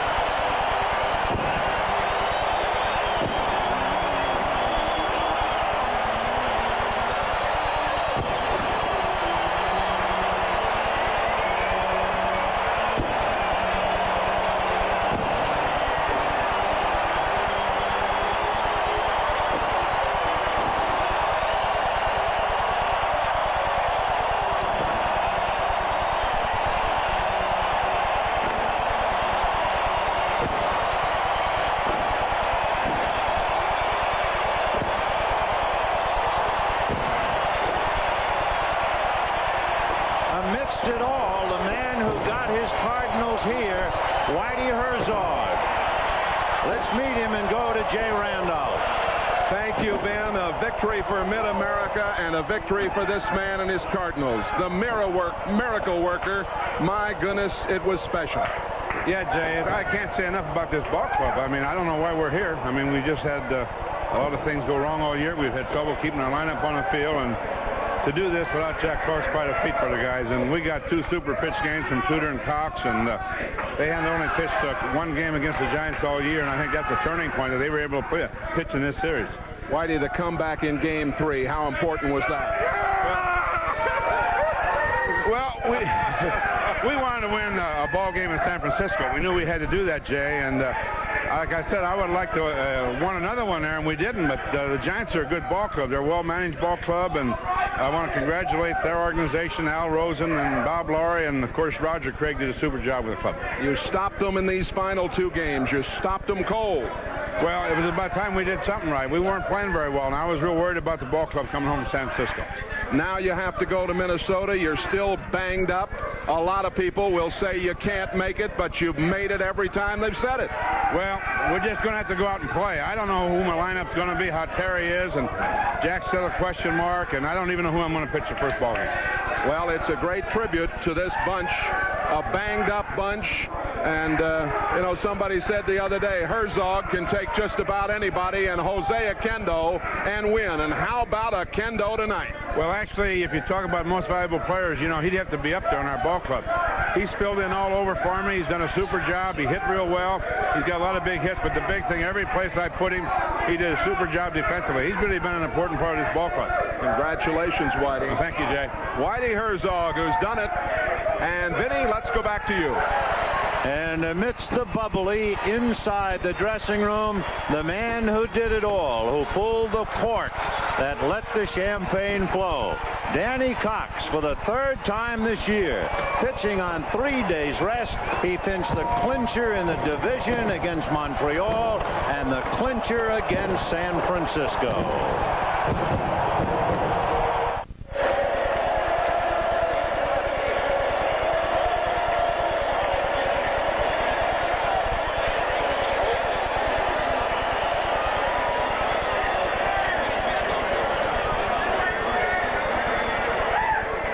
The crowd here at Busch Stadium in St. Louis chanting one last time, Jeffrey, Jeffrey, as if maybe he could hear it in the clubhouse.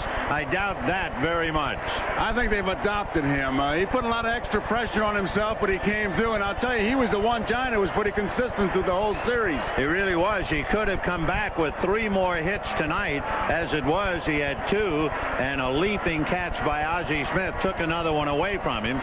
So the left fielder did the best he could, but he was sure outnumbered. The Giants ran into that cold streak. They have not scored a run for all those innings, and Danny Cox was just a bit too tough for him. Well, right now, never mind the charts. Let's go to the 2 small men who are the biggest in town. Ozzie Smith, Jose Oquendo, and let's go to Jay Randolph. All right, and they are little big men indeed. Here is Ozzie. Ozzie, this has got to be very, very nice for you, considering the tremendous pressure down the stretch with all the injuries on this club. Well, you know, our club, I think the way we had to finish the season, going down the stretch as we did, it really prepared us for anything that we have to take on beyond this point, Jay. You know, we just can't say enough about our pitching down the stretch. Our pitching really held us together. The first part of the season was offense, but the second half, our pitching put us where we are right here today. All right, what about the I'll pay you back with Leonard here tonight? Well, you know, let me say that, you know, coming into this series here, I felt that ball club over there had no respect for us as a club at all. That's right, you did. They had no respect at all. And what we try and do here, Jay, is we always try and respect everybody that we play. And I hope that those guys learn that you respect everybody that you play, because you can be beaten on any given day. How about the play tonight? It was beautiful. I mean, you know, we did what we had to do. And we proved that, hey, we have some of the greatest fans in the world, too. And it's just great. And you know, bring him in. Now, here's a fella that is, you're here early, but he is here before anybody else. He was here hitting balls this afternoon at 2, and then he hit one out at 6 tonight. Or 6 hours later, I guess it was, around 8. Jose Oquendo. Well, I feel great. That home run I dedicate to my daughters, because there's a birthday today, so I dedicate that home run for her. I know that you've hit a lot of balls and you've played every position but catch this year. and right now you're getting doused. This has to be something for you. All three of your home runs against San Francisco and this big bomb. Yeah, it's something for me. It's exciting for me. I feel great.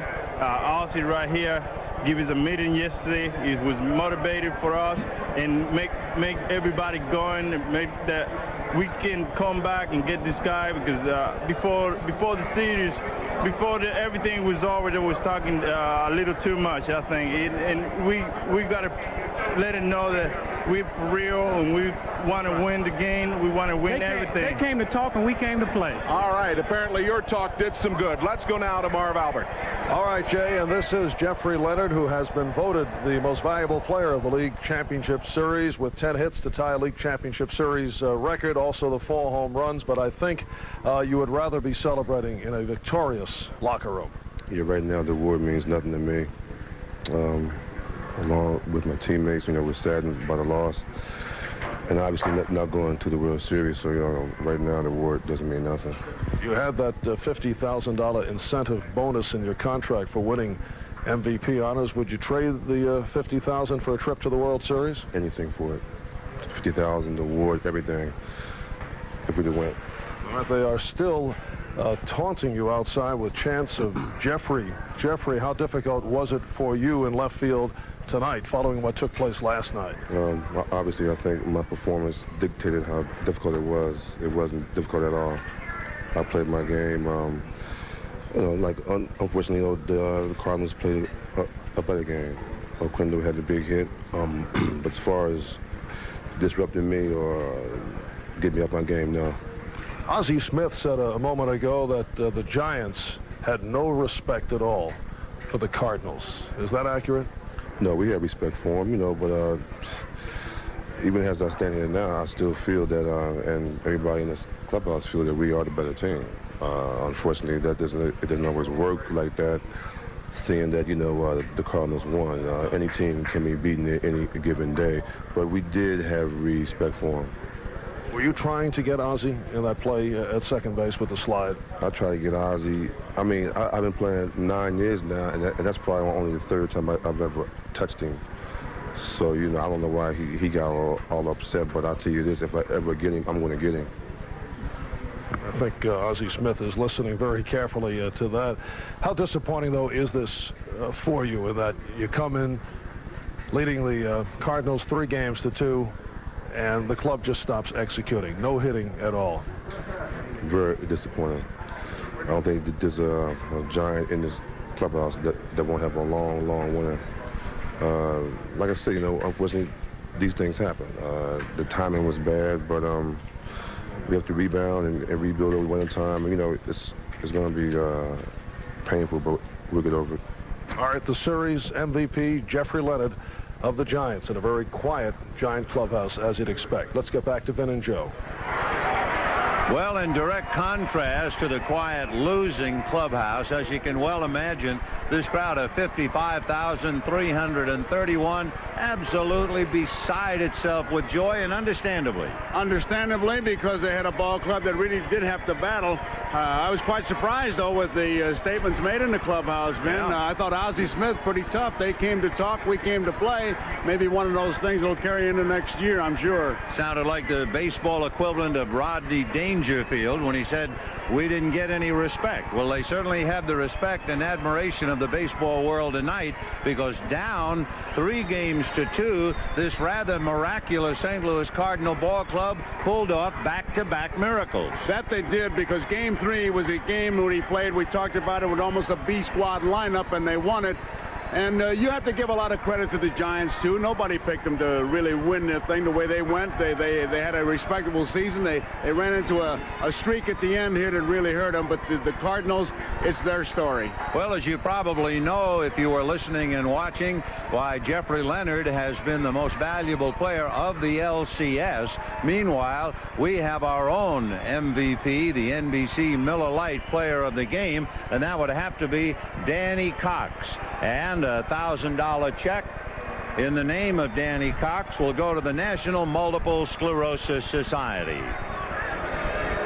We'd like to thank the executive producer of NBC Sports, Michael Weissman, the coordinating producer of NBC's baseball and director of tonight's game, Harry Coyle, the producer of tonight's game, John J. Filippelli, pregame producer, Steve Dans, and the pregame director, Richard Klein. Here at Busch Stadium in St. Louis, as the joy not only has reached its zenith, it will stay here for quite a while. Let's take a moment now in the aftermath, in the calm, to reflect and look back over the '87 National League Championship Series. First, it began with the crowds, as it usually does. Flaming red in St. Louis. Black and orange in San Francisco. Two very different cities sharing the common bond of enthusiasm and a fervent prayer for victory. And then it was the time of the managers, and they were different too. The hard-pressed Whitey Herzog, so very short of healthy players, making do as best he could. And Roger Craig, who held most of the aces and shuffled them on every deal. And then there were the players. The last-minute substitute, Greg Matthews, winning the first game for St. Louis. Dave Drabecki's brilliant two-hitter to get San Francisco even. The understudy hero, Jim Lindeman, playing the role of Jack Clark, driving in 3 and giving St. Louis the edge. The 00 Jeffrey Leonard hitting his 4th home run in as many games to even the series, while taunting the Cardinals with his 1 flap-down home run trot. Amidst the bedlam of Candlestick, the emergence of a character actor to the role of star, Joe Price. Game 6 took all the wizardry the Cardinals could muster. The judgment of Terry Pendleton. The bad fortune of Candy Maldonado, and the guile of Tony Pena. And with it all, the Cardinals were still alive. There would be a Game 7. And an unlikely hero. But again, it's the oldest story in the world, as David slays Goliath. A 3-run home run by Jose Aquindo, celebrating his child's birthday. And another magnificent clutch performance by Danny Cox. And the St. Louis Cardinals are off the ground and flying high, out of sight, on their way to Minnesota.